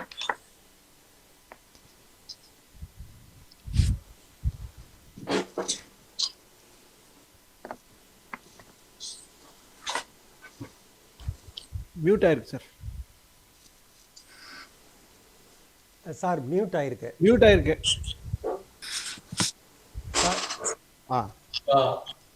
முதல்ல மந்திரமூர்த்திக்கு நன்றி சொல்லணும். இது ஒரு ஃபார்மாலிட்டிக்காக இல்லை. தமிழ்ல எழுதுறவங்க படிக்கிறவங்க இருக்காங்க, விமர்சனம் பண்றவங்க குறைச்சலா இருக்காங்க. ஆனா எழுதுறவனை ஆதரிச்சு அவனை முன்னிட்டு கொண்டு அவனை வெளியில காட்டணும்ன்ற ஒரே நோக்கத்துக்காக அவருடைய அமைப்பை ஆரம்பிச்சாரு. நான் அதுல தொடர்ந்து இருக்கேன். அதனுடைய கஷ்டங்கள் எனக்கு தெரியும். அதனுடைய அட்மின் மாத்திரம் இல்லை, வேற சில கஷ்டங்கள்லாம் இருக்கீங்க, அதை எக்ஸ்பிளைன் பண்ண முடியாது. அது ரொம்ப சிறப்பா பண்றாரு. அதுக்காக அவருக்கு முதல் நன்றி. அடுத்த நன்றி, அதுல என்னுடைய புத்தகங்களை எடுத்து 3 பேர்கிட்ட கொடுத்து சொன்ன போது ரொம்ப மகிழ்ச்சியா இருக்கு. ஏன்னா அந்த 3 பேரும் நல்ல எழுத்தாளர்கள். அதாவது ரொம்ப சாதாரண இவங்க வெறும் ரிவ்யூக்காக கொடுக்கறது இல்லை, அவங்களே நிறைய எழுதுறவங்க. அதனால ரொம்ப ஆழ்ந்து படிச்சு எழுதுறாங்க. ஒரு எழுத்தாளனுக்கு சந்தோஷம் கொடுக்கக்கூடிய விஷயங்கள் ஒன்னே ஒண்ணுதான், படிச்சவன் அதை பத்தி பேசணும். திட்டினா கூட பரவாயில்ல, படிச்சிருக்கான்ற சந்தோஷம். அதை இன்னைக்கு இவங்க சொன்னதுல அவங்க எவ்வளவு ஆழ்ந்து படிச்சிருக்காங்கன்னு தெரியுது. அது ரொம்ப சந்தோஷமா இருக்கு. அதுல நீலன் பேசும்போது சொன்னாரு, இந்த மாதிரி லாம்டனுக்கு ஒரு இது கூட இல்லைன்னு ரமணன் எழுதுறாரு அப்படின்னு. நானும் எங்கெல்லாமோ தேடி போய் பார்த்தேன். அதாவது கல்கட்டாவில் இருக்கிற ஆர்கியாலஜியில லாம்டனுடைய ஒரிஜினல் ஒர்க்ஸ் இருக்கு. அப்படியே லெதர் பவுன் பண்ணி அப்படியே குமிச்சு வச்சிருக்காங்க. அது ஒரு பெரிய கவர்மெண்ட் டாக்குமெண்ட் மாதிரி வச்சிருக்காங்களே தவிர யாரும் அதை திறந்து கூட பார்க்கறது இல்லை. நான் போய் கேட்டு பெர்மிஷன் வாங்கி பார்த்த போதே முதல் கேள்வி அவங்களோடது நீங்க ரிசர்ச் ஸ்காலராக இருந்தால் தான் கொடுப்போம் அப்படின்னு. அதுக்கு நான் என்னப்பா பண்ணணும்னு கேட்டேன். உங்களை யாராவது ஒரு யூனிவர்சிட்டி அல்லது எங்கேயாவது கன்ஃபார்ம் பண்ணணும், நீங்க ரிசர்ச்சுக்காக இந்த டாக்குமெண்ட்டை கேட்குறீங்க. ஆனால் பைத்தியக்காரனாங்க, எழுதுறவங்களோட என்ன ரிசர்ச் சொல்லிட்டு கீழே இறங்கி வந்துட்டேன். ஒரு லேடி சொன்னாங்க, சார் நீங்க ரிசர்ச் ஸ்காலர்னு சொல்லிடுங்க சார், எல்லாத்தையும் பார்த்துட்டு போயிடுங்க. 2 நாள் கழிச்சு மறுபடியும் வாங்க, இதே கேட்பாங்க, இதே சொல்லிட்டு நீங்க பார்த்து போங்க. உங்களுக்கு அது ஒன்றும் சீரியஸாக தெரியாது சார். அவங்களாம் எதுக்காக யார் என்ன பண்றாங்கன்றதே இல்லைங்க. அப்போதான் தெரிஞ்சுன்னா அவங்க ஒரு ரைட்டர். அதனால she understood and my problem and she help me. கல்கட்டாக்கு இருக்கா போயிருக்கேன், நான் இதை பார்க்கணுன்றதுக்காக போயிருக்கேன். அப்போ எங்கேயுமே இவருக்கு மெமோரியல் இல்லை, ஒரு இது கூட பில்டிங் இல்லை. பார்த்தீங்கன்னா மெட்ராஸ்ல மெட்ராஸ் டே போது ரகுநாத் கேட்டது, எத்தனை பிரிட்டிஷார் பேர்ல நமக்கு பில்டிங் இருக்கு, ரோடு இருக்கு, லாம்டன் பேர்ல எங்கேயுமே இல்லை. செயின்ட் தாமஸ் மவுண்ட்ல இருக்குன்னு சொன்னாங்கன்னு சொல்லிட்டு படியேறி போய் அந்த மவுண்ட்ல இருக்கிற சர்ச்சில் பார்த்தேன். எங்க இருக்குன்னு தெரியல. அங்க இருக்கிற ஃபாதர் கேட்டேன், வெளியில கூட்டின்னு காமிச்சாரு. நம்ம நவக்கிரகம் வைக்கிற மாதிரி 7-8 பொம்மை வச்சிருக்கிற ஒரு இடத்துல இவருக்கு ஒரு பொம்மை வச்சிருக்காங்க, மூஞ்சி அது பஸ்ட் வரைக்கும். இதுதான் அப்படின்னு சொன்னாரு அவரு. சரி இது ஒன்றும் இல்லைன்னு சொன்னாங்க. ஒரு படம் எடுத்துக்கலாமான்னு கேட்டேன், எடுத்துன்னு வந்துட்டேன் நான். அதே மாதிரி நாக்பூர் பக்கத்துல இவருடைய இதை இருந்த போது இது இவ்வளவு மோசமா இருக்குன்னு அந்த லோக்கல் கலெக்டருக்கு அங்கிருந்து அப்பவே ஒரு லெட்டர் எழுதிட்டேன் நான். இதனுடைய இது ஹிஸ்டரி பாருங்க, இந்த புக்கெல்லாம் பாருங்க. அப்படியே அது கிடப்புல போட்டாங்க, தூங்கிட்டாங்கன்னு நினைச்சேன். But my surprise, 4 years later they are sent me a letter. நீங்க இப்போ போய் பாருங்க, நாங்க இது பண்ணியிருக்கோம் அப்படின்னு சொன்னாங்க. சரி இது மறுபடியும் ஏன்னா இதுல பூனேல இருந்து நாக்பூர் போற ரோட்ல இருக்காது, அங்க எப்படி போறதுன்னு யோசிச்சுட்டு இருந்தேன். அங்க லோக்கல்ல இருக்கிற டைம்ஸ் ஆஃப் இந்தியா ரிப்போர்ட்டரை கேட்டேன், அவருக்கு ஃபோன் பண்ணேன். அவர் கேட்டேன், ஆமா பண்ணியிருக்காங்க, ஆனா நீங்க ரொம்ப வருத்தப்படுவீங்க, என்னன்னு கேட்டேன். அதுல போர்டே வைக்கல சார், எல்லாத்தையும் வச்சு இதெல்லாம் வெள்ளையெல்லாம் அடிச்சு கிளீனா பண்ணிட்டாங்க, ஏன் வைக்கலன்னு. அது இன்னும் கொஞ்சம் நாள் ஆகும் சார், ஸ்டில் ப்ராஜெக்ட் வைக்கிறதுக்கு, ஒரு மெமோரியல் வைக்கிறதுக்கு எவ்வளவு பாடுபடுத்துறாங்க. இவர் சொன்னது ரொம்ப கரெக்ட். யூஎஸ்லயும் சரி, எங்க போனாலும் சரி, ஒரு ஒரு பித்தளையில அழகா வச்சு டெய்லி ஒருத்தன் பாலிஷ் பண்ணிடுவான். என்னடா முதல்ல இங்கதான் கிளைம் வந்தாரு, இங்கதான் இது பண்ணாரு. அது ஒரு பெரிய விஷயமா நமக்கு தோன்றது. ஆனா அவங்களுக்கு அது பெரிய விஷயமா இருக்கு. அந்த பில்டிங்கை உடைக்கிறதுல அப்படியே வச்சிருக்காங்க. டெலவேர் ஸ்டேட்ல அவங்களுடைய ஃபர்ஸ்ட் கோர்ட் வந்து ஒரு சாதாரண டீ கடை மாதிரி இருக்கு. அதான் கோர்ட். அதை அப்படியே வச்சிருக்கான், போட்டிருக்கான். இதுதான் அது இல்லை, நமக்கு நம்ம ஊர்ல அந்த சிஸ்டம் இல்லை. இப்ப கூட பாருங்க, பொலிட்டீஷியன்ஸ் பேரெல்லாம் வைக்கிறாங்க. காமராஜா, அது அண்ணா, எல்லாத்துக்கும் பேரெல்லாம் வைக்கிறாங்க. என்ன ரிலவன்ஸ்னு கீழே வைக்க மாட்டாங்க. அவர் எவ்வளவு நாள் சீஃப் மினிஸ்டரா இருந்தாரு, இதுனா அது எங்கேயுமே ஒரு ஸ்டோனை பார்க்க முடியாது. அண்ணா விமான நிலையத்துல போய் பாருங்க, எங்கேயாவது அது வச்சிருக்காங்க. இல்லை, நமக்கு இன்னும் அந்த சிஸ்டம் பார்க்கல. அதனால வந்து வரும், யாராவது இல்லை நம்மள மாதிரி யாராவது எழுதணும்னு சொன்னாங்கன்னா வரும். இதை எழுதுறதுக்கு நான் கொஞ்சம் சிரமப்பட்டேன். ஒரு 2 வருஷம் ஆச்சு. அது என்ன ஏன் இதை எழுதணும்னு தோணுச்சு. முதல்ல ஆக்சிடென்ட் எல்லாம் இந்த தியோலைட்டை வந்து நான் டேராடூன்ல பார்த்தேன். இதுக்கு டார்ஜிலிங் போறதுக்கு ஏர்போர்ட் வந்து சிலிகுரி தான், அதான் டேராடூன். அதுக்கு பேரு சிலிகுரி, அது எல்லாமே அதுதான். அது ஒரு கண்டோன்மெண்ட் ஏரியால இருக்கிறதுனால அது டேராடூனா வச்சிருக்காங்க. அதுதான் அந்த அங்கிருந்து போகும்போது என் கார், நான் வந்து சொல்லியிருந்த டாக்ஸி வந்து ஏதோ இதாகிடுது, நின்றுடுது. அவன் வர்றதுக்கு இன்னொரு டாக்ஸி உங்களுக்கு வரும்ட்டான். நம்ம ஒரு மாதிரிலாம் இல்லை, அவங்களாம் வேற சிஸ்டத்தில் ஒர்க் பண்றாங்க. அப்போ என்னடா செய்யறதுன்னு தெரியாமல் பார்த்தா அங்கதான் வந்து இந்த ஜியோகிராஃபி சொசைட்டி ஆஃப் இந்தியாவுடைய அட்மினிஸ்ட்ரேட்டிவ் ஆஃபீஸ் இருக்கு டேராடூன்ல. பெரிய பிரிட்டிஷ் பில்டிங் அது. சரி, என்னதான் இருக்கு, சும்மா ரோட்ல நிற்கிறது, உள்ள போய் பார்க்கலாம்னா இங்க இருந்தது. இது ஏதோ சின்னதா ஒரு மினி என்ஜின் மாதிரி, ஒரு டிராக்டர் மாதிரி இவ்வளவு. இது என்னதுன்னு கேட்டேன். இதான் சார் சர்வேயிங் மிஷின் அப்படின்னு சொன்னா, அங்க இருக்கிற ஸ்டாஃப் தூக்கிவாரி போட்டது. இதை வச்சா சர்வே பண்ணாங்க. எனக்கு தெரிஞ்ச வரையில சர்வேனா ஒரு டெலிஸ்கோப் இருக்கும், ஒரு ஸ்டாண்ட் இருக்கும், அது முக்கோணத்துல வச்சு பார்ப்போம். ஒருத்தர் கை தூக்குவோம், இன்னொருத்தர் கை தூக்குவோம். இப்படிதான் நாங்க பார்த்துருக்கோம் ரோடெல்லாம் சர்வே பண்றதுக்கு. இந்த மிஷின் ஏன் பண்றதுன்னா கொஞ்சம் கொஞ்சமா டீட்டெயில் கலெக்ட் பண்ணா அங்க அவ்வளவு பெரிய மிஷின் வச்சிருக்காங்க. ஆனா அதை பத்தி தான் ஒரு பிளாக்கார்டு அங்க பக்கத்துல இல்லை. அது சொல்றதுக்கு விவரம் சொல்ல ஆள் இல்லை, ஒரு புஸ்தகம் இல்லைங்க. இதை போட்டோ எடுத்துக்கணும் கூடாது அப்படின்ட்டாங்க. டிஃபென்ஸ் இந்தியா ரூல்ஸ் படி நீங்க அதை படம் எடுத்துக்க முடியாது. ஆனா நீங்க வேற சோர்ஸ்ல எடுத்துங்க. சரின்னு வந்துட்டேன். But it was counting. அதே அப்போ யோசிச்சுட்டே இருந்து படிச்சேன். இப்போ அப்பதான் தூக்கி வாரி போட்டது ஸ்டார்டட் அட் சென்னைன்ற நியூஸ். ஜான் கேன்னு ஒரு புஸ்தகம் எழுதியிருக்கிறான். அவன் வந்து புஸ்தகம் எப்படி எழுதியிருக்கிறான்னா, சர்வேயர் அவன். அதனால வந்து lot of technical details about survey. 5 பக்கம் 10 பக்கத்துக்கு மேல சாதாரண ரீடரால படிக்க முடியாது. ஏன் வந்து சர்வே தப்பா போடுதுன்னு ஒரு ஃபுல் சாப்டர். இப்படியெல்லாம் பண்ண முடியாது. பட் இந்த டேட்டா மாத்திரம் எழுதுன்னு ஒன்றா சேர்த்து எழுதினாங்க. அது வந்து I am happy reaching people இன்னைக்கு அதை பற்றி பேசுறாங்க அப்படின்ற. இதை எழுதின பர்பஸை வந்து நான் வந்து மாலன் கூட சொல்லியிருந்தாரு, நீ வந்து இதை புதுசாக எழுதி கூட இவ்வளோ எஃபெக்ட் இருந்திருக்கு, அது சின்ன புத்தகம். இது ஏன் சின்ன புஸ்தகமா போடணும்னா, நான் வந்து எப்ப எது எழுதினாலுமே இது ரொம்ப சின்ன புஸ்தகமா உடனே படிக்கிற மாதிரி இருக்கணும். எனக்கு எழுத தெரியணும். 350 புஸ்தகத்துக்கு எழுதி அதை யாரும் வாங்காம படிக்காம அடுக்கி வைக்க கூடாதுன்றது ரொம்ப இதா இருக்கு. அப்ப இந்த புஸ்தகம் வந்து இது எழுதி எல்லாம் பண்ண உடனே ரொம்ப ஆசை வந்து இது அவ்வளவு ஸ்கூலுக்கு போகணும், குழந்தைங்களுக்கு கொடுக்கணும். தமிழ்நாடு கவர்மெண்டோட அரசு இயந்திரம் வந்து அவ்வளவு அசையில்லை. நாங்களும் என்னெல்லாமோ பண்ணி பார்த்தோம், ஆயிலாம் போட்டு பார்த்தோம், அசையில்லை.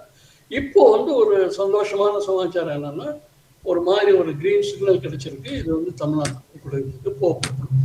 அது எப்போதும் எதுன்னு தெரியாது, ஆனா போறதுன்ற அளவுக்கு ஒரு தீர்மானமா இருக்கு. அப்படி போச்சுன்னா, அவர் சொன்னார் இல்லையா, எல்லா குழந்தைங்களும் படிக்கணும், அதுதான் அவர் ஐடியாவே. ஏன்னா அதுக்காக அது சின்ன புத்தகம் பண்ணிருக்கு. இதை படிச்சுட்டு அவன் டீச்சர்கிட்ட கேட்கணும், இதை படிச்சுட்டு அவன் ப்ரொஃபஸர்கிட்ட பேசணும். அதுதான் ஐடியாவே.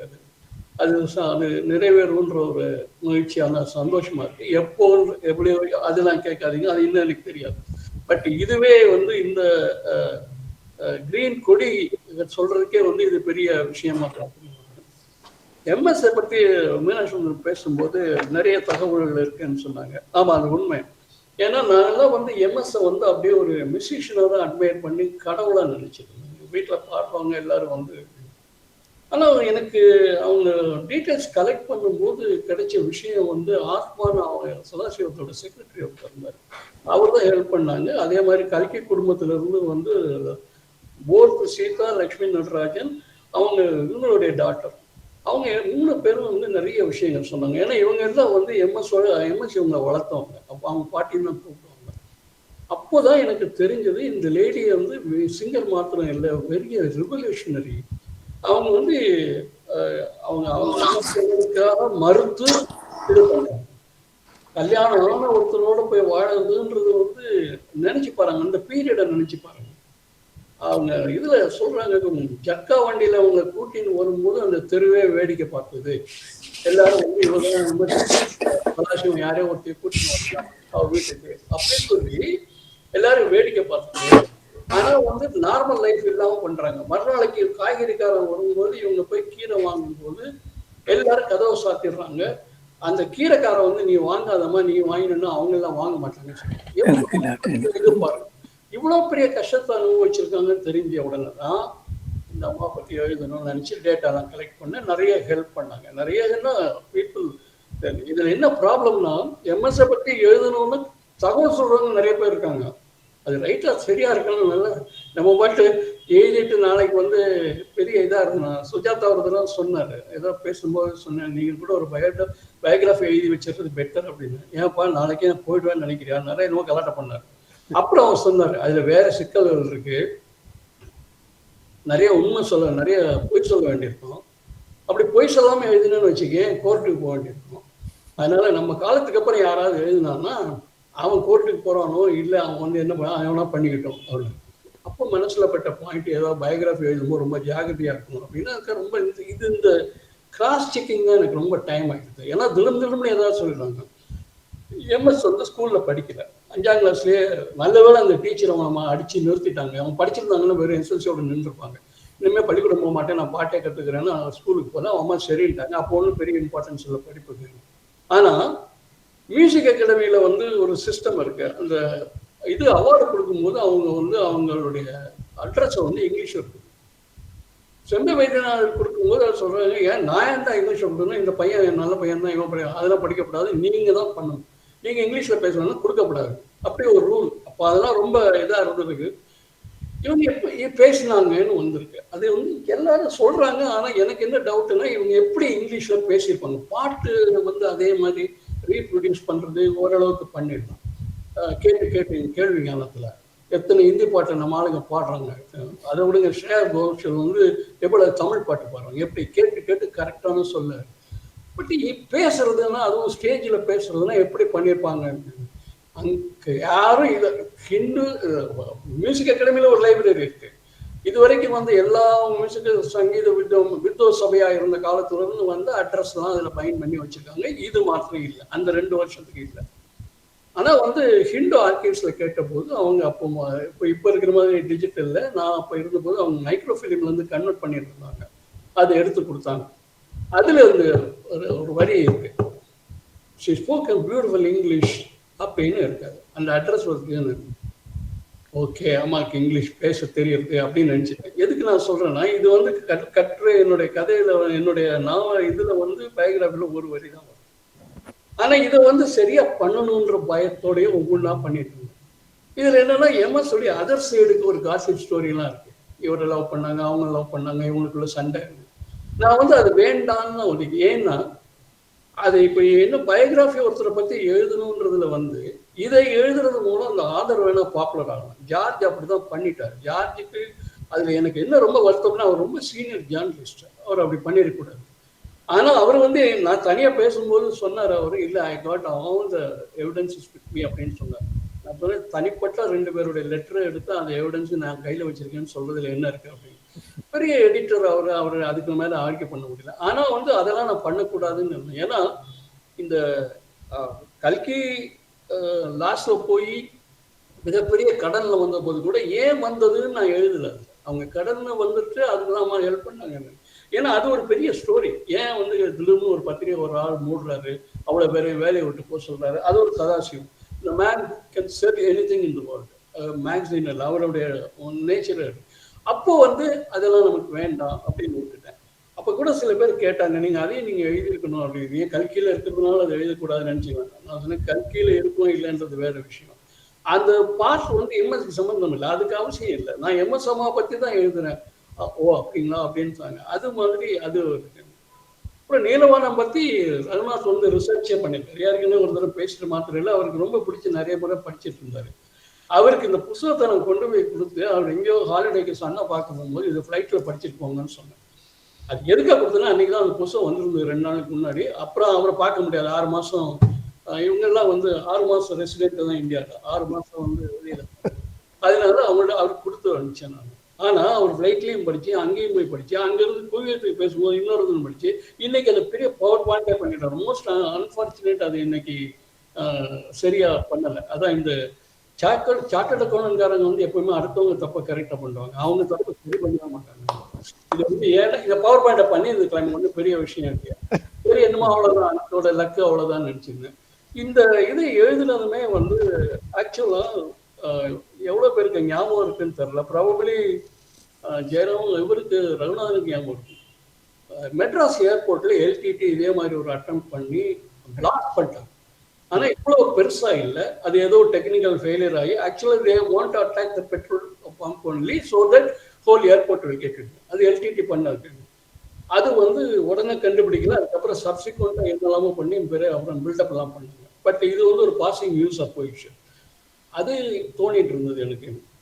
அப்போ ஒரு ஏர்போர்ட் கண்ட்ரோலராக இருந்த ஒருத்தர் பேங்க் கஸ்டமர், எனக்கு ஒரு விங் கமாண்டர். அவர் விங் கமாண்டராக இருந்து இதுக்கோசரம் அவர் ட்ரைனிங்காக லண்டனுக்கு அனுப்பிச்சு திரும்ப இங்கே கொண்டு வந்திருந்தாங்க. அவர் தான் எனக்கு நிறைய விவரம் சொன்னார். எப்படி ஏடிஸ்னா அவன் யார்கிட்ட ரிப்போர்ட் பண்ணணும் என்ன இல்லை. அப்புறம் யோசிச்சு பார்த்து எழுதும்போது இதில் ஒரு நாவலாக எழுதணும்னா ஒரு பொண்ணு வரணும், ஒரு காதல் வரணும், யாராவது ஒருத்தர் வரணும்னா நானும் என் மாலனும் என் ஒய்ஃபும் ரொம்ப ஆர்கியூ பண்ணேன். அது இல்லாமல் எழுத முடியாதா? அது கதாநாயகியோ கதாநாயகனோ இல்லாமல் ஒரு இதை எழுத முடியாதான்னா எழுதலாம். பட் அது படிக்கிறவனுக்கு அதில் என்ன இருக்கும், படிக்கிறவனுக்கு இருக்கிற மாதிரி பண்ணணும். அப்போ தான் இந்த ஆதரவு இல்லையே அவர் சொன்னார் இல்லையா, அதெல்லாம் பார்க்கும்போது இது மாதிரி நம்ம தமிழில் ஏன் ட்ரை பண்ணக்கூடாது? ஆனால் இந்த மாதிரி 600 பக்கம் எழுதக்கூடாது. 600 பக்கம் எழுதி அதில் அவ்வளோ டீட்டெயில் கொடுக்கறது நீ ஏன் கிறிஸ்பாக கொடுக்க முடியாது? நம்ம சுஜாதா பல முறை சொல்லியிருக்காரு, படிக்கிறவனுக்கு விஷயம் தெரியாதுன்னு நினச்சி எழுதவே கூடாது. அவன் நம்மளை புத்திசாலி, ஆனால் நமக்கே ஒன்றும் தெரியாத மாதிரி தான் அவன் பிஹேவ் பண்ணுவான். ரொம்ப ஜாக்கிரதையாக இருக்கணும். அதுவே சில எடிட்டர்ஸை பற்றி அவர் சொல்லியிருக்காரு. அவெல்லாம் என்ன படிக்கிறான்னு நினச்சிட்டு இருக்காரு, நல்லா படிக்கிறான், வார்த்தோடன்னு சொல்லிட்டு தேராது அப்படின்னு. அப்போ நம்ம நமக்கு தெரிஞ்சது தெரியாது அப்படின்னு இல்லை, எழுத்தாப்புல இருக்கிறவனுக்கு தெரியும் நம்பி எழுதணும் அப்படின்றதான். இதில் அப்படிதான் பண்ணியிருக்கேன் நான். இவர் பிரசன்னவோ யாரோ என்கிட்ட சொன்னார், சார் சினிமாவுக்கு ஸ்க்ரீன் பிளே எழுதுற மாதிரி ஜம்ப் கட்டாக கொண்டு போறீங்க சார், படிக்கிறவனுக்கு எப்படி புரியும்? என் வாசனுக்கு புரியுற அளவுக்கு அந்த வாசனை உயர்த்தணும்னு நினைக்கிறேன் ஏன்னு சொன்னேன். ஆனால் ரொம்ப சந்தோஷம் என்னன்னா அதுக்கு ரீடர்ஸோடைய ஃபீட்பேக் வாஸ் எக்ஸலண்ட். அதுக்கு நம்ம சிறுவாணி தான் தாங்க முடியும். ஏன்னா ஒரே நாளில் இந்த புத்தகம் 500 பேருக்கு போச்சு அவருடைய மெம்பர்ஸாக இருக்கிறதுனால. இது நீங்கள் 500 பேருக்கு போகிறதுக்குன்னா நிறைய ரிவ்யூ 3 பொருட்காட்சி 3 கண்காட்சி வந்தால் தான் போகும். இந்த மாதிரி ஒரு அமைப்பு இருக்கிறதுனால கொடுத்துட்றாங்க. உடனே நல்லது கெட்டது எல்லாம் வந்தது. அவங்க தீஞ்சானையராமன் புத்தகத்தை போட்டுருக்காங்க, அதுவே தப்புன்னு லெட்டர் எழுதுறாங்க. அதோட வாசகர்களுடைய உரிமை அதெல்லாம் நம்ம ஒன்றும் சொல்ல முடியாது. பட் நீலவானத்துக்கு அவ்வளோ பேரும் நல்ல ஃபீட்பேக் கொடுத்தாங்க. அதில் என்னன்னா பாதி பேர் எனக்கு தெரியாது, டைரக்டாக ஃபேஸ்புக்கில் எழுதிட்டாங்க.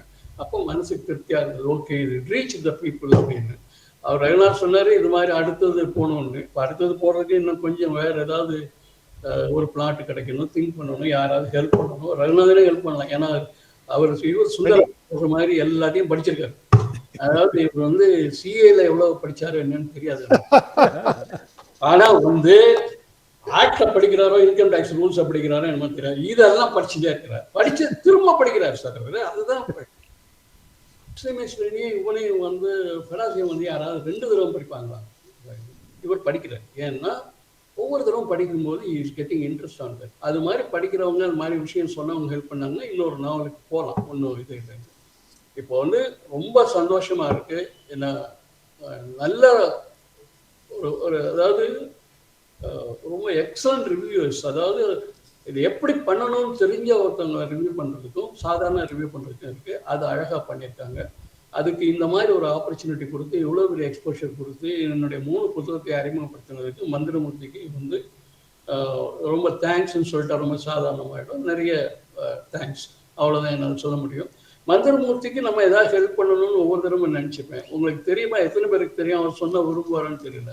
He was not well for last 3 months. He underwent a surgery. அப்ப சொன்னாரு, யாருக்கும் சொல்ல வேண்டாம். சரியான உடனே நான் திரும்பி ஒரு கொஞ்சம் சைலண்ட் ஆயிட்டாரு. என்னாச்சுன்னு பார்த்தேன் நான். இல்லை நான் சரி ஆயிடுவேன், வந்தோடனே பண்ணலான்னு. அதனால ஒரு 2 மந்த்ஸ் கேப் இருந்து இப்போ மறுபடியும் வந்து இன்னும் என்னோட புக்கு 2 மாத்திரம் இல்லை. வாசிப்பம்ல பார்த்தீங்கன்னா ஒரு மாசத்துக்கு அநேகமாக ஒரு புஸ்தகம் அவரே ரிவ்யூ பண்றாரு. ஒவ்வொரு புஸ்தகம் வருது. அண்ட் இவர் பண்ண மிகப்பெரிய சர்வீஸ் என்னன்னா, எழுதுறவங்களோட ரிவ்யூஸ் நிறைய பேர் ஐடென்டிஃபை பண்ணிட்டார். இவங்கெல்லாம் ரிவ்யூ பண்ணுவாங்கன்னு எனக்கு தெரியாது. அந்த மாதிரி ஆளுங்கள்லாம் பண்றாங்க, ரொம்ப கிறிஸ்பா பண்றாங்க. சில பேர் பண்ணலை.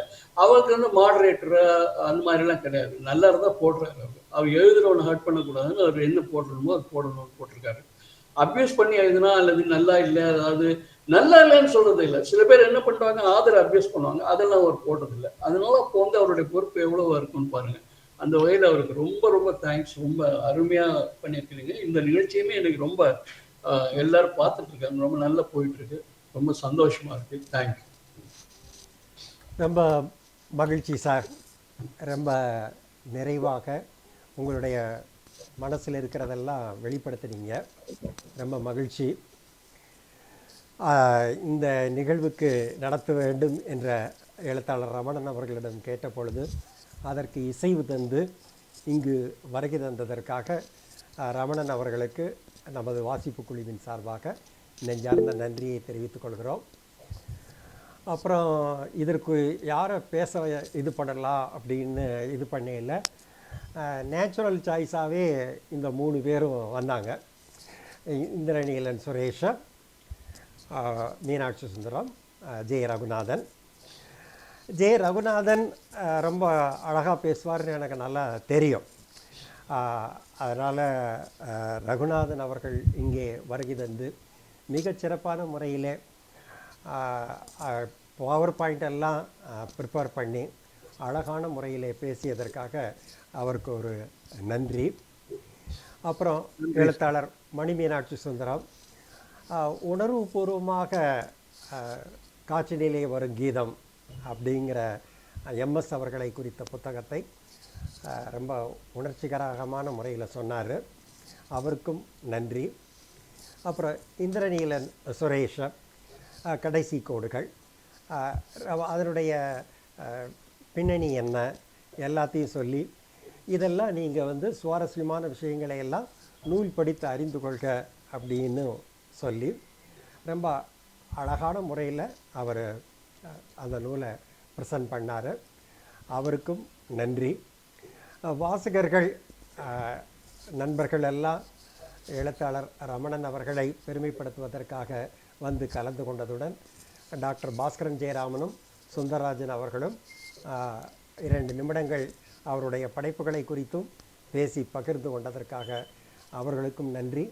கலந்து கொண்ட நண்பர்கள் ஒவ்வொருவருக்கும் நன்றி. வணக்கம்.